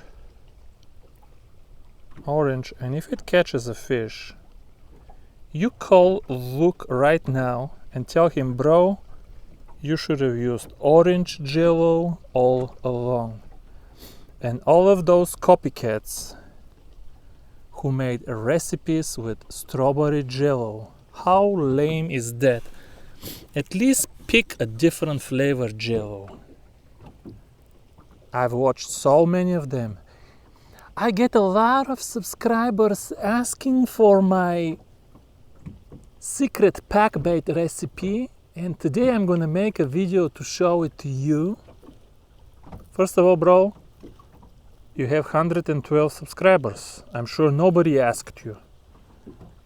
Second of all, what you just showed us is exactly lifted straight up from Luke from Catfish and Carp. You stole his recipe, good or bad. I'm not saying it's something worth stealing, but you stole it for the record. And you never mentioned in the entire video that you stole this from Luke from Catfish and Carp. So no, your recipe is not that good. It's not a secret. Luke's video has 10 million views. If you're gonna steal something from a video with 10 million views, you must be stupid, stupid, stupid. Don't do it. Just say, I saw this in Luke's video. I decided to try it one time. It worked and I've been using it ever since. That's it. No, nobody on YouTube will give credit to anybody. I don't even think the damn thing is worth stealing. Strawberry jello and oatmeal. I hate strawberry jello and I hate oatmeal. I hate them both. Are you gonna catch carp with them? Of course. Anything organic, any kind of grain, any kind of sweetness, you're gonna catch carp. But why deal with this nastiness? You see strawberry jello here? No? Well, I can still catch carp. No goddamn strawberry jello. Why deal with nasty strawberry jello? Go all on your gloves, carpet, everything. And he even said it in the video. The one downside he said in his video to strawberry jello is it makes a real mess.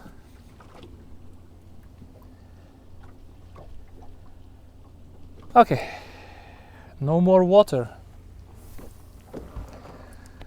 No more water in the bottle, but we do have 4 rods in the water. The wind calmed down, and with it, the bite calmed down as well.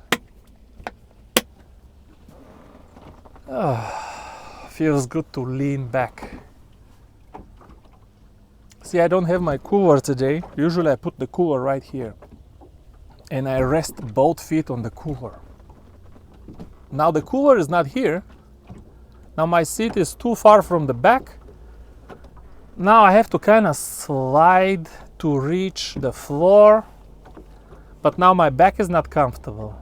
I'm telling you, without the cooler, the perfect position is not possible. You need a cooler to rest your feet. Otherwise, yeah, it feels good now, but my feet are down. I would rather be resting them on the cooler. Okay, yeah, one more. But the bite slowed down, folks. Even if it's a smaller carp, I'm not gonna wait all day for 15-pounder because there's no guarantee you're gonna catch a 15-pounder.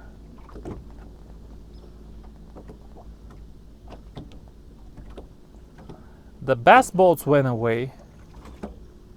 All of the other boats went away. It's a little bit quieter.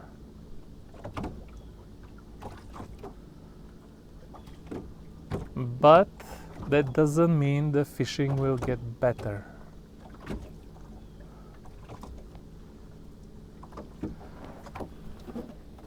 Oh man. Let me tell you folks something. Look at this. The wind is always coming from this angle. And now it's rocking my boat sideways. Now, the only way to avoid the rocking is to point the nose of the boat that way. Okay? That's not a problem. And it doesn't rock, done it. But then your boat has to face the road. I don't want to face the road. I hate ugly background. I like this background. Beautiful. You have trees, you have fallen. I mean, it's beautiful background. But if you put the boat like this, you have to face down. The other thing is, if your boat is facing down, you cast your 4 rods like this. Now you have one shallow, 2 deep, and another one shallow, but you are casting in just a single point of the cross section of this cove.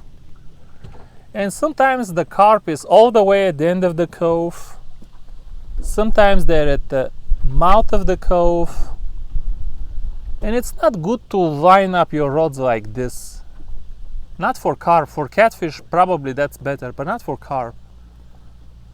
For carp I want to cast like this to have 1, 2, 3, 4 different points in the cove. One in the entrance, one a little bit deeper. So this way is perfect for the scenery, for fishing, but even a little bit of wind will rock you all day.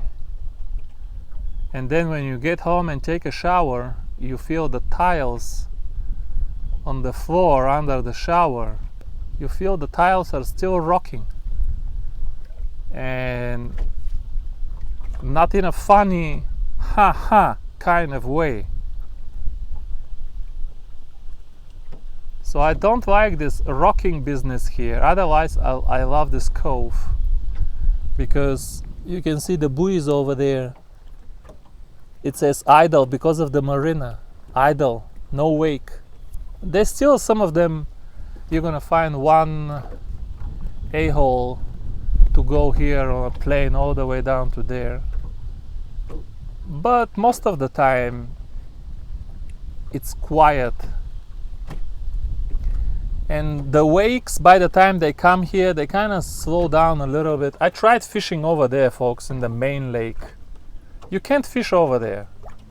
I'm sure there is bigger carp there, but the wakes over there are nasty, much bigger waves when a boat passes by. It's much louder because the boats are passing like very close to you, but it's actually a huge shallow flat this over here that if you want to fish a big shallow flat, you have to chum, by the way, because there is no telling. They're all going to be in one spot of the flat, but not in the whole flat. It doesn't work like that. Now, if you fish here in the cove, chumming can be counterproductive because all you're going to get is bluegill and baby channel catfish and turtles. Because if they're here, they're going to be there, and I'm already there. And I'm relying on the method to draw them. But over there, you're not going to draw them with method. It's too much water. Acres and acres of shallow flat. Difficult to find them. But that's where the 30-pounders are. I don't think the fat 30-pounders that live over there will run around 2 miles. Maybe just to spawn and then they go back. And only smaller fish live here. Maybe we have to struggle it one day and fish over there in the main lake in open water. Maybe when it gets colder, November. Too cold for pleasure boats, but still good for carp fishing. November is amazing month for carp fishing, even in Illinois. And here in Tennessee, it's absolutely hot.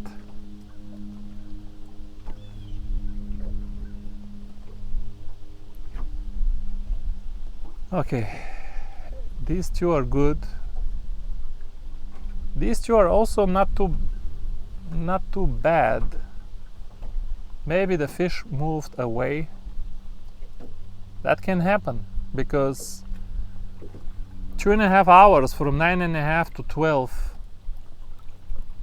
I didn't catch jack squat.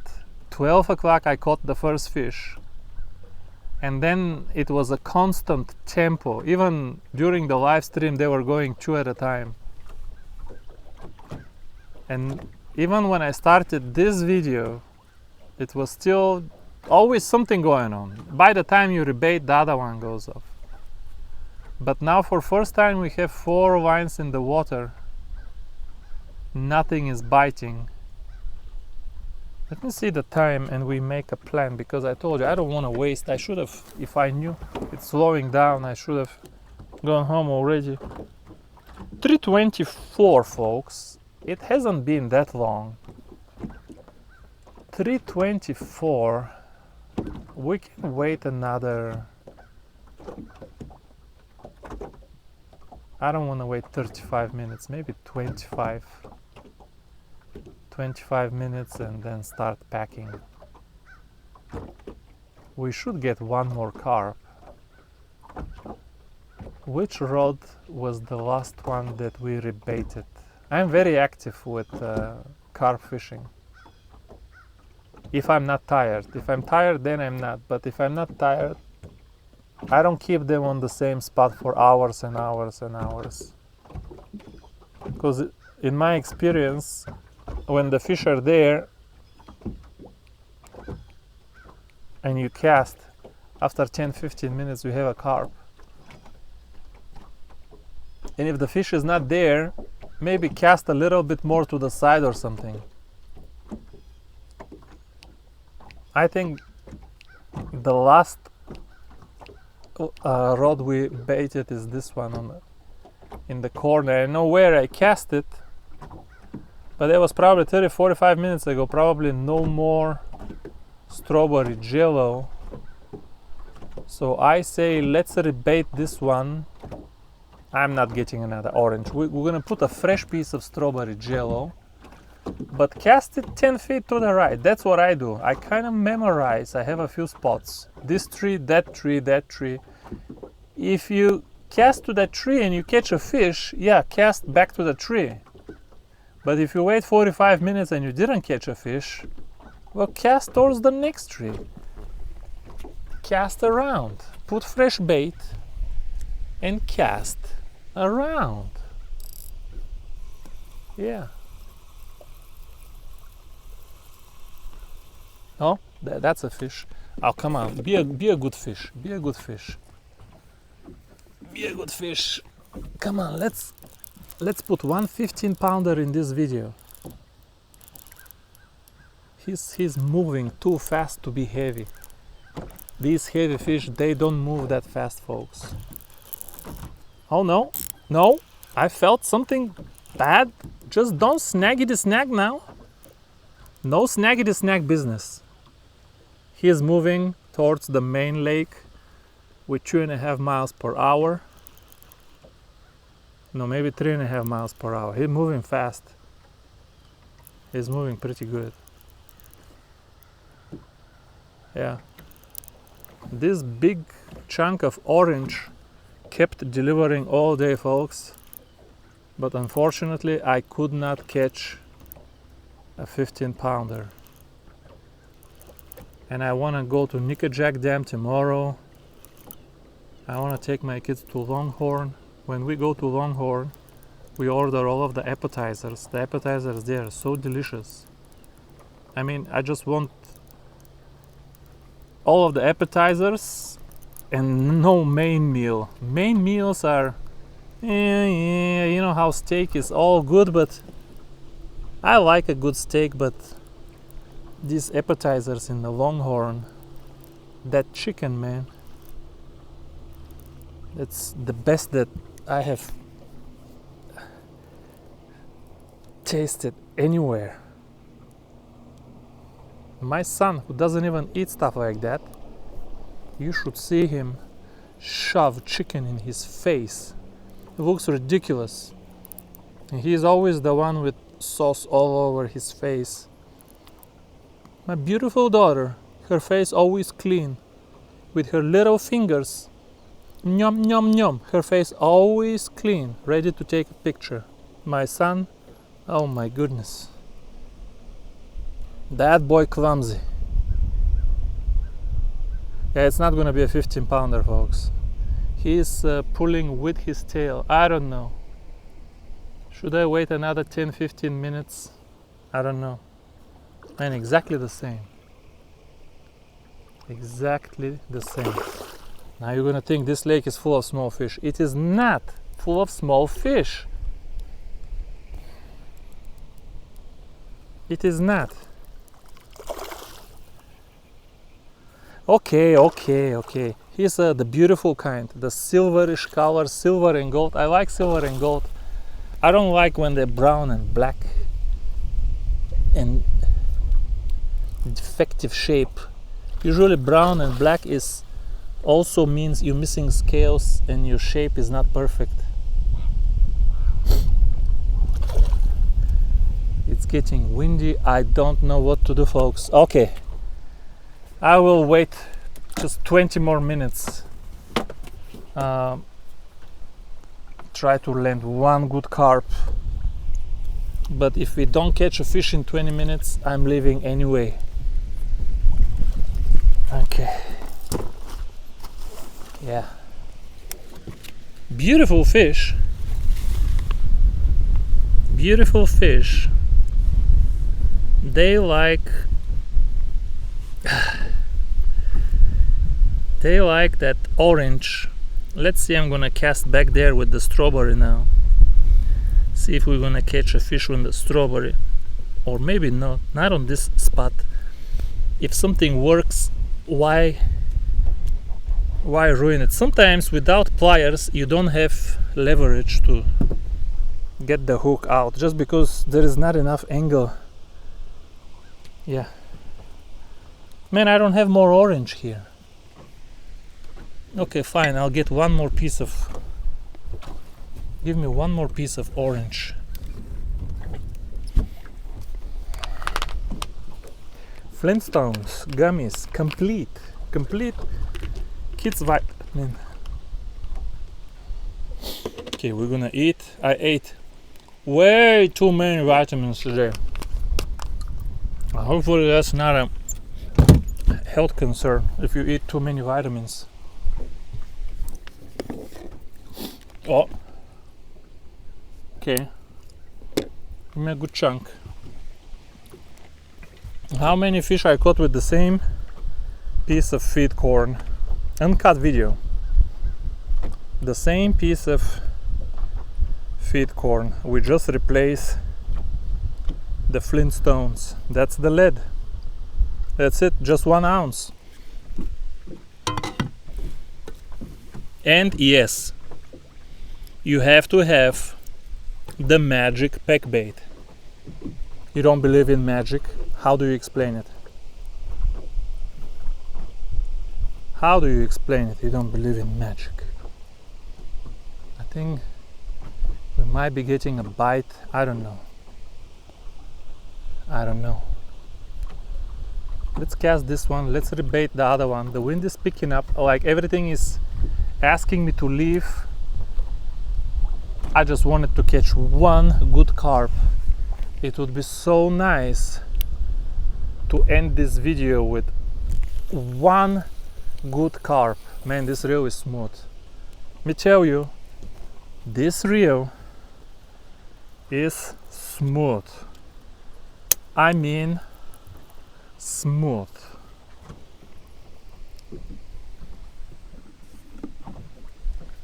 Okay? Alright, little buddy. You're not snagged on the net. I was wrong. He is. Really, with this?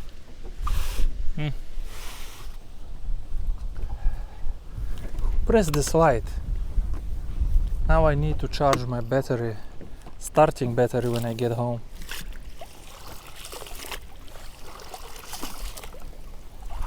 Victor, can you just once not wash your net?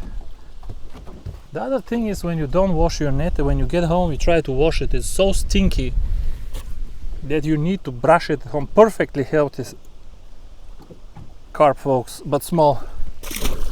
You need to brush it with the brush like forever to wash the stink out of it. Yeah, let's rebait this one. It's pretty windy, but windy is not bad for maybe, and now it's overcast. Maybe this is when the big one will hit. But anyway, 20 more minutes and max, and we're ending this video. Oh, we have nothing left here. This one dissolved completely. Whatever it was that we put, look, the pack bait is still here. Victor, you're never gonna catch a fish with this kind of pack bait. Too late for that forecast, brother. We caught fish already just fine. Leave my pack bait alone. Look how many particles we have here. We have a lot of particles. I will put fresh pack bait though, because it's set in the water too long. Probably doesn't smell as good anymore. Plus we're going home. So what's the point of taking this pack bait home? So let's put fresh pack bait. And a lot. Make the whole thing really nasty here. And put one piece. I'm gonna insist on strawberry, even though strawberry doesn't seem to work. I know he had 10 million views, but what do you want me to say? I didn't catch, no, I did catch a fish with the strawberry, but definitely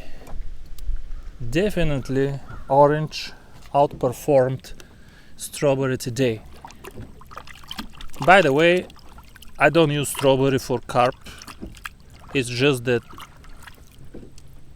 my favorites are like sweet potatoes, pineapple.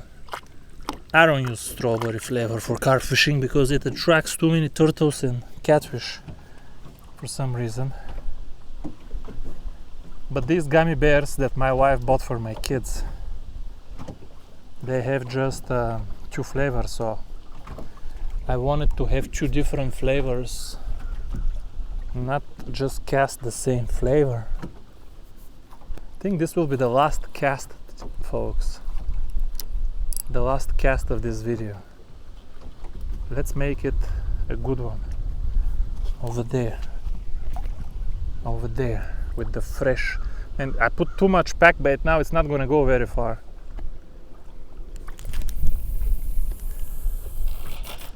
That's definitely far enough, and a little bit more closer to the mouth. That's perfect. That is perfect. And we are done. And if you don't believe me that we are done, I will show you this. We go. Beautiful pack bait. No more pack bait.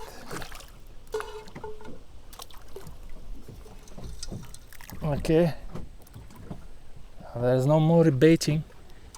We'll just give it 10-15 minutes here and hopefully catch one fat one. Man, this is really against the odds to catch that many carp and not one 15-pounder. It's just against the odds, folks. Any other day I would say even that's impossible, but today that totally makes sense. Today it totally makes sense to catch that many carp and not one 15-pounder.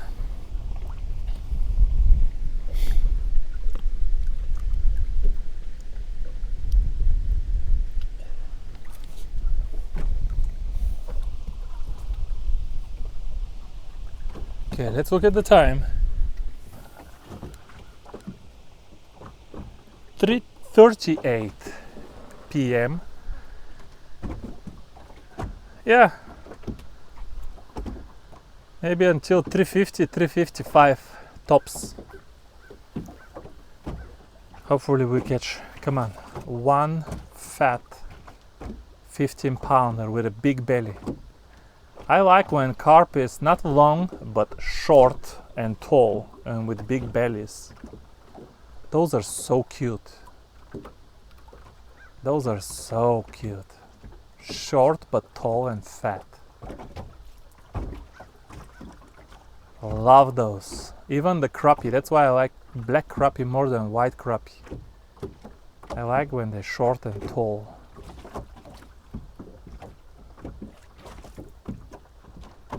Yeah, we're getting rocked pretty good. Hopefully this has stabilization. This video, one advantage of recording versus live stream is you have stabilization of horizon stabilization, whatever it's called. Plus it's 1080p 50 frames per second. But the 50 frames per second is, I'm not gonna upload this in 50 frames per second. That will take me a week to upload. I actually wonder, how do these people upload 4-hour videos? That will take like a week to upload. Even if you have good fast internet. I have 1 gigabit, but only the download speed is 1 gigabit. The upload is like, whatever, 35, 36.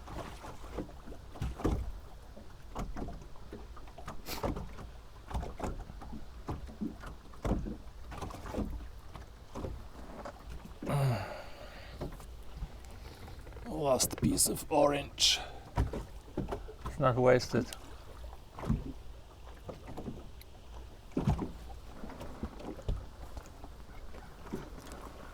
Come on, Carpo. One fat one. All of the rods are freshly rebaited. There is always one that is not. I rebaited this one. Pretty sure that one. They're all good.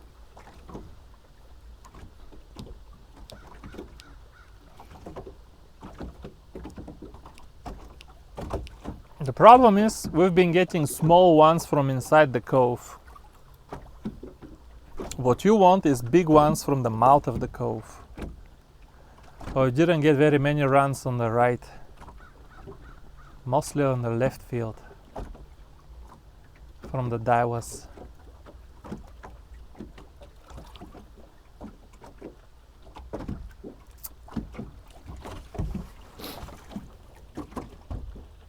All of the boats are gone.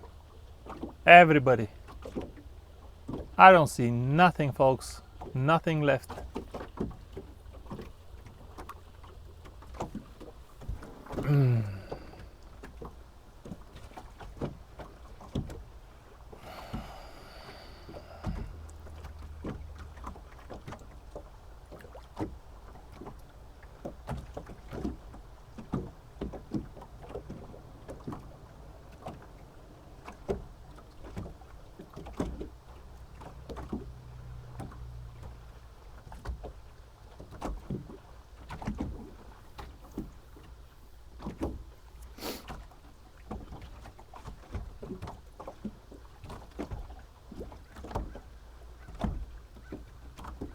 This one is really slack. Could this be a fish? Why are you so slack? Why are you so slack? Why are you so slack?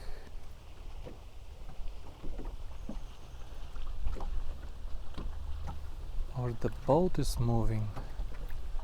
No, no, it's hitting. You see the tip? It's hitting. Yeah, something is here. Oh my gosh. That's something really small, folks. No, it's nothing. It's nothing, and we don't even have bait.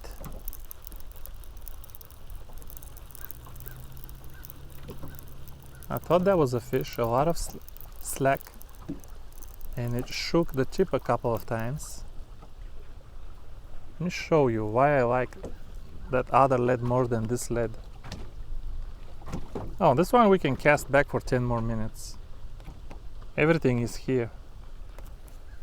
Everything is here. We can cast it back for 10 more minutes. Funny if we caught a fish on it too. Man, a smooth freaking cast, folks.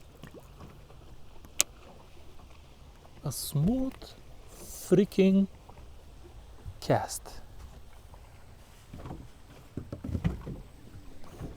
Just a smooth freaking cast.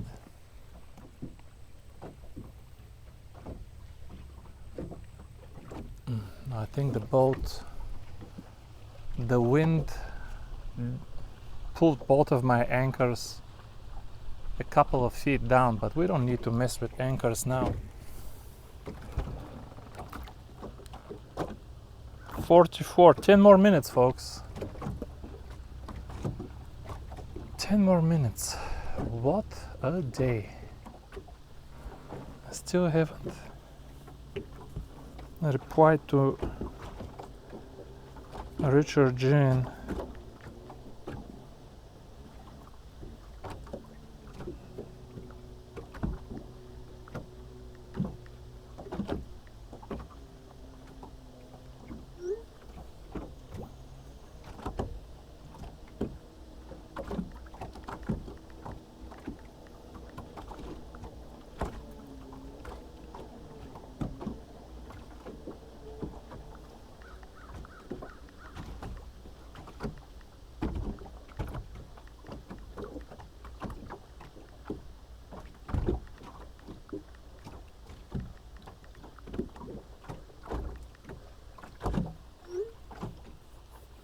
Yeah.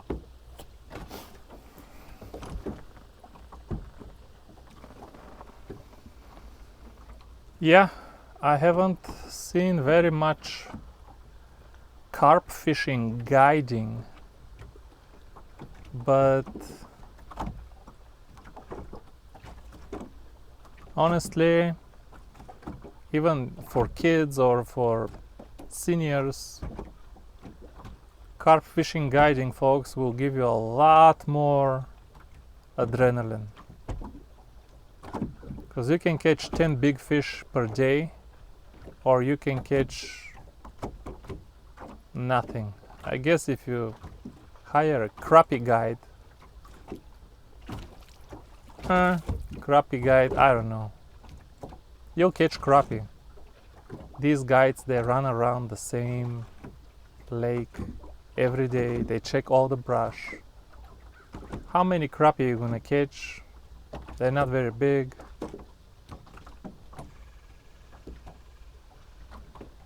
If you like ultralight fishing, yeah, but if you're just going for the, day out and catch some fish, carp fishing is where it is. Honestly, I think the only reason carp fishing is not more popular is people don't really know what carp fishing is. Like, if somebody was with the boat today, with me in the boat today, and caught so many fish, big, small, I don't care. I mean, a 10-pound carp, my rods are not very stiff. It's still a good fight. I mean, I cannot imagine him going home and not wanting to start carp fishing. I mean, who doesn't want this? It's so much fun. But they imagine some pretty gross stuff, snagging them with trebles or bow hunting. Or carp fishing is... There is something about the carp run, something very specific. When carp starts to run, when it feels the hook and it takes off, it's like a wild horse. There is no stopping it. When they start running, man, zzz, different than catfish. Catfish smacks the rod down with even more violence, but not so continuous. Well, they will run and they will turn around. I don't know. It's not the same. It's not the same. carp run is very specific. Zzz, and keeps going in the same direction. And adrenaline is just zzz. Maybe that's my 15 pounder. Maybe that's my 25 pounder. There was a lake in Illinois where 15 pounder was a bitter disappointment. 30 pounder is okay, fine, but the lake had 40 pounders, and if you catch enough fish, you catch one 40 pounder too. It's the 40 pounders that everybody was waiting for. But the bow hunters, or DNR, I'm not sure what happened. Bow hunters were there for sure. They killed a bunch of trophy fish for sure. But I don't think they killed every last carp. You can't kill the small fish with bow and arrow. I don't think they killed the small carp. Then next year, was there a fish kill or something? Next year I couldn't catch nothing there.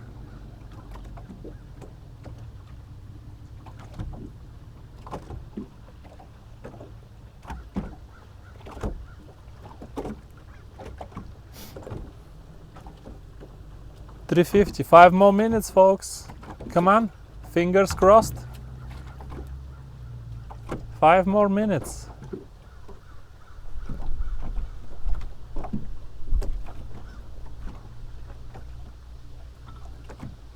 Otherwise,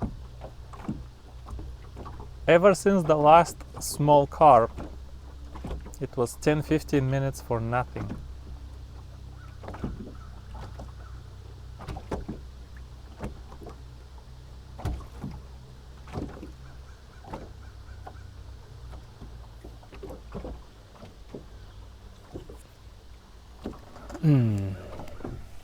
Okay.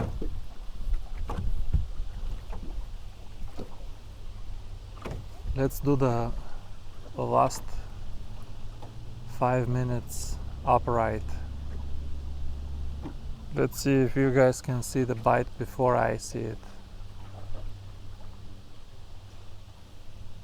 If there is a bite. See these fish, they graze. It's like sheep grazing grass or cows. You can see them in the morning when you drive on the highway. All of the cows are on one side of the hill because that's the side where the sun is shining. Then they go on the other side of the hill. These carp are like cows, folks. It will be no bite, no bite, no bite. Then 12 o'clock, the bite starts, and it's just pretty much non-stop all the way to 4 o'clock. Or maybe is it 3:30? And then after 4 o'clock, dies off again. I feel like a bunch of fish moved in, just vacuumed everything that was available for eating here, moved out. One last fish, 15 pounder. Gimme, gimme, gimme, gimme.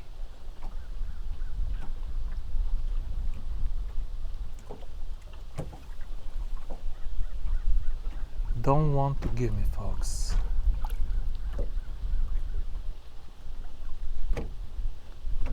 Turn around here. The wind is increasing, but the wind is what started the bite today. In the morning, when it was smooth as glass, I couldn't get a bite, not one bite. Huh? It's like this.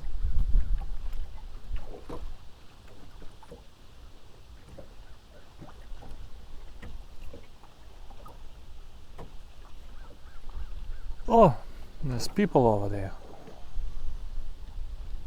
My eyes can still make it to the other bank.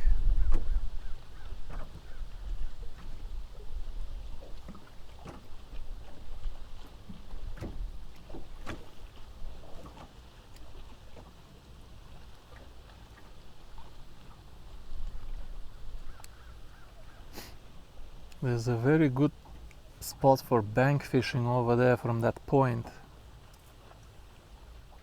And I've caught carp from the bank from there. But right now it's so weedy that how can you fish from the bank? You have 20-30 feet of... There we go. Alright folks, fingers crossed, 1 15-pounder. That's the last one we just cast with too much, remember? With too much pack bait. No, don't tell me we lost him. Oh man, folks, we waited all of this time for nothing. That don't feel like no 15 pound, maybe. Hey now. Hey now. Hey now, maybe now. No. Head shakes. If you feel a head shake so early. That catfish I lost last week. No head shake for 30 minutes, not one. Still don't know what that was. I say catfish, but I never found slime anywhere on the line. And why would catfish hang in the middle of the river in the fastest current? Watch that video. Look at the current. Look at that current in that video. Catfish are extremely lazy fish. Why would you go in the fast current?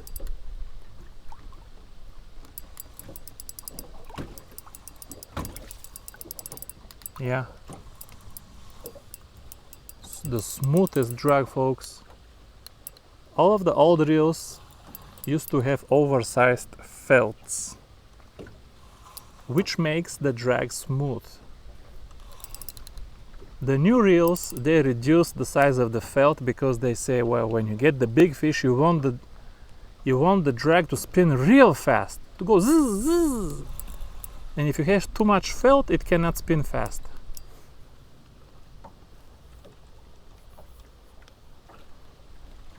So some of those drags, very jerky.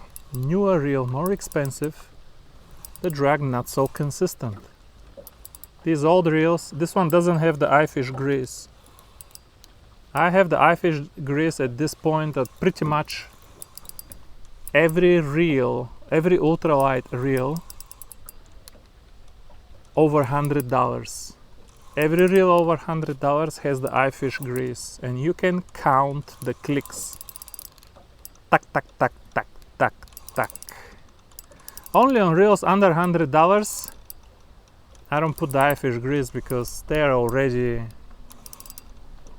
they have larger felts, old technology, but for me it's good. Folks, this will be the best fish of this video, not of the day, but of this video. Is it gonna be 15 pounds? Unfortunately not. Hold on now. Hold on now. But he does have from time to time good, I don't know, good force. On the other hand, too many head shakes. So I would say 12 pounds, very fat, beautiful carp. Just don't go in the anchor rope now. I don't want to horse him either, because if the hook grabbed him right on the edge of the lip, you will rip it out.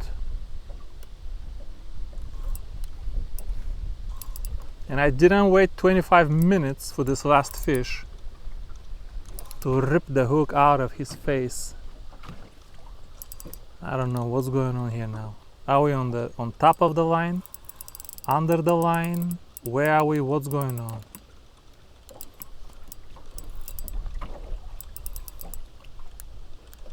Yeah. Come on, buddy. Come on this side. Come on the right side of the boat and let's do business over here. This one, the last one, when I threw it with the oversized piece of pack bait, did we put orange or, yeah, now look, look. Now the other one is trying to, yeah. He took it down. It's probably fish. This one is the one that I recast without rebaiting. He took it down. He's probably here because he held it down too long not to get hooked. That was sufficient force to get hooked.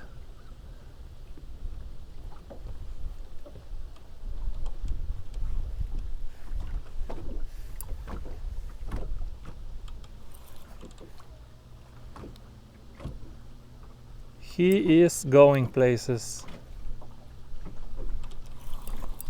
But that is our last fish, so I'm gonna take my time. If I had taken my time with the bigger fish, better take your time with the big fish and horse the small ones. This one feels like small right now. Sometimes small, sometimes big. I can't really tell. Yeah, pulling now. Pulling now. This is what you want to hear. This is what you want to hear, folks. This is what you want to hear. If you're hearing this when you fight a fish, your reel has good smooth drag, and you have set it correctly. This is what you want to hear.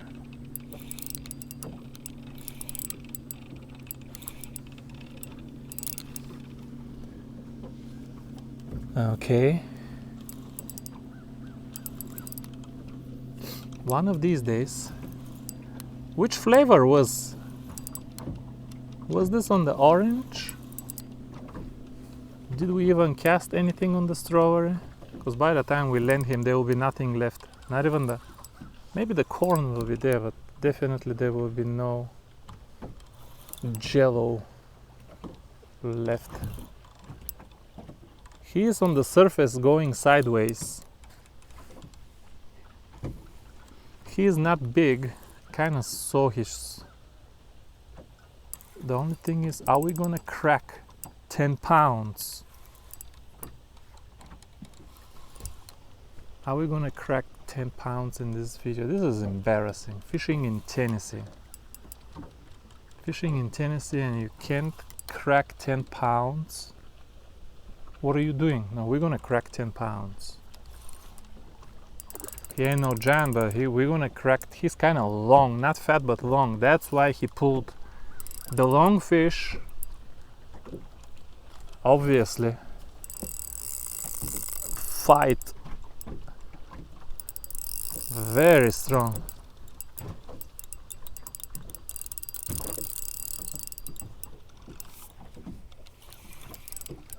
Yeah. Yeah, buddy, yep. Yeah. Yeah. Uh-huh. Come here. Here around, even when you get really tired, when they get close to the boat, there is always one last run for the engine or for the trolling motor. Come on here. Come on here. Yeah. Man, so much fight with this fish. Why? I already saw him. Oh. He's not that big. Yeah. Come on. Whoop. Here we go again. There we go again. That is the last fight for this line anyway. Next time we're coming with new line, folks.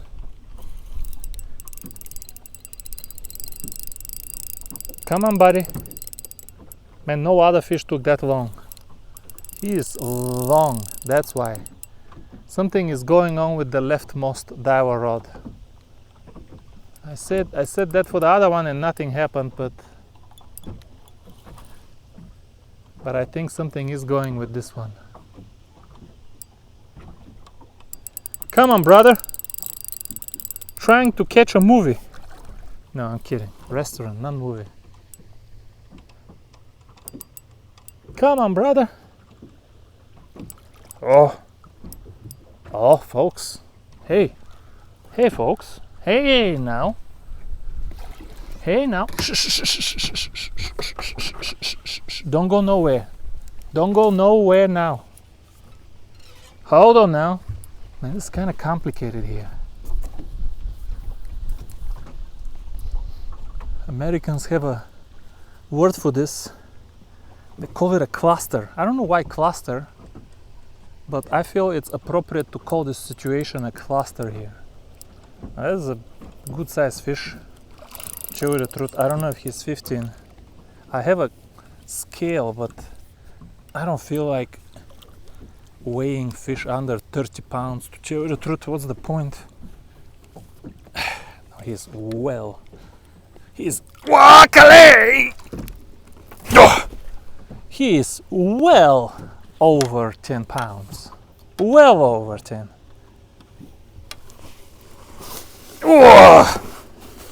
He is well over 10. Oh, goodness. It was worth the wait. Usually, oh, look how he's hooked.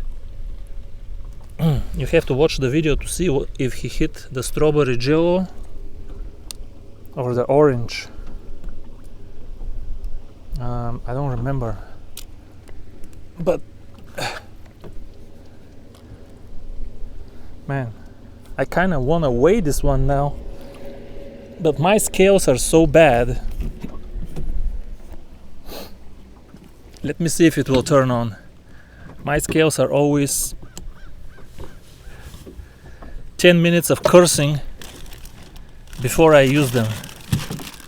Always 10 minutes of cursing. This one, the Chinese one, works better than the Berkeley. It looks bad but works better. And this is not like a world. No battery here. Yeah, why would you get lucky? No battery here. This looks terrible, doesn't it? Victor, give me your address, buddy. I'll just ship you a scale. 50 pound. Let's try this one. Oh, battery. Let's lift it with the net. We can lift the net later. I don't know. Bigly! Why are you saying H? Every time we're doing this, why are you saying H? Stop with the H. Why this scale, folks? The same thing happened with my crappie. It keeps saying H. Stop saying H.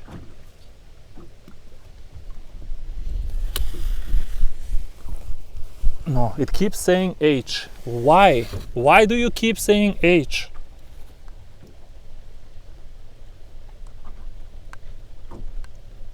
Okay. Okay. Stop with the H now. 0. Let's zero it out. Okay, now let's lift.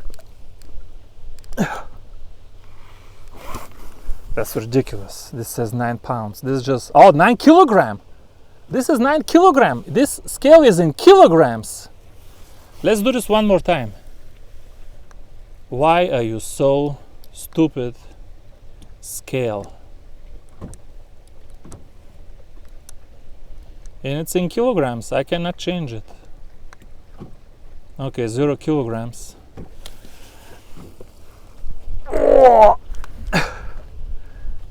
945 kilograms. 945 kilograms is over 20 pounds, folks. I'm pretty sure.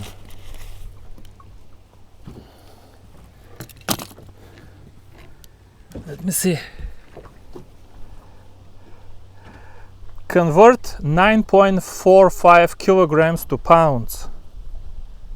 It's 20.83 pounds. 20.83 pounds. If the net is 1.5 That means, folks, that this here is almost a 20 pounder. Man, it kind of looks now as almost a 20 pounder. It kind of looks now. Okay, I'm not gonna wash my net now because I'm ending the video. But it kind of looks like a 20 pounder, doesn't it? Look at the size of this fish. No wonder we had such a fight. Let me take the camera off the chesty. Look at this fish, folks.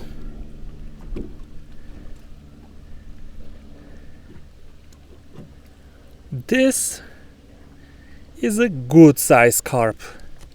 I mean, look at this bed. This fish is fat. Man, that's what I've been waiting all day. It was worth the wait, folks. This fish is minimum 19 pounds. Let's release it.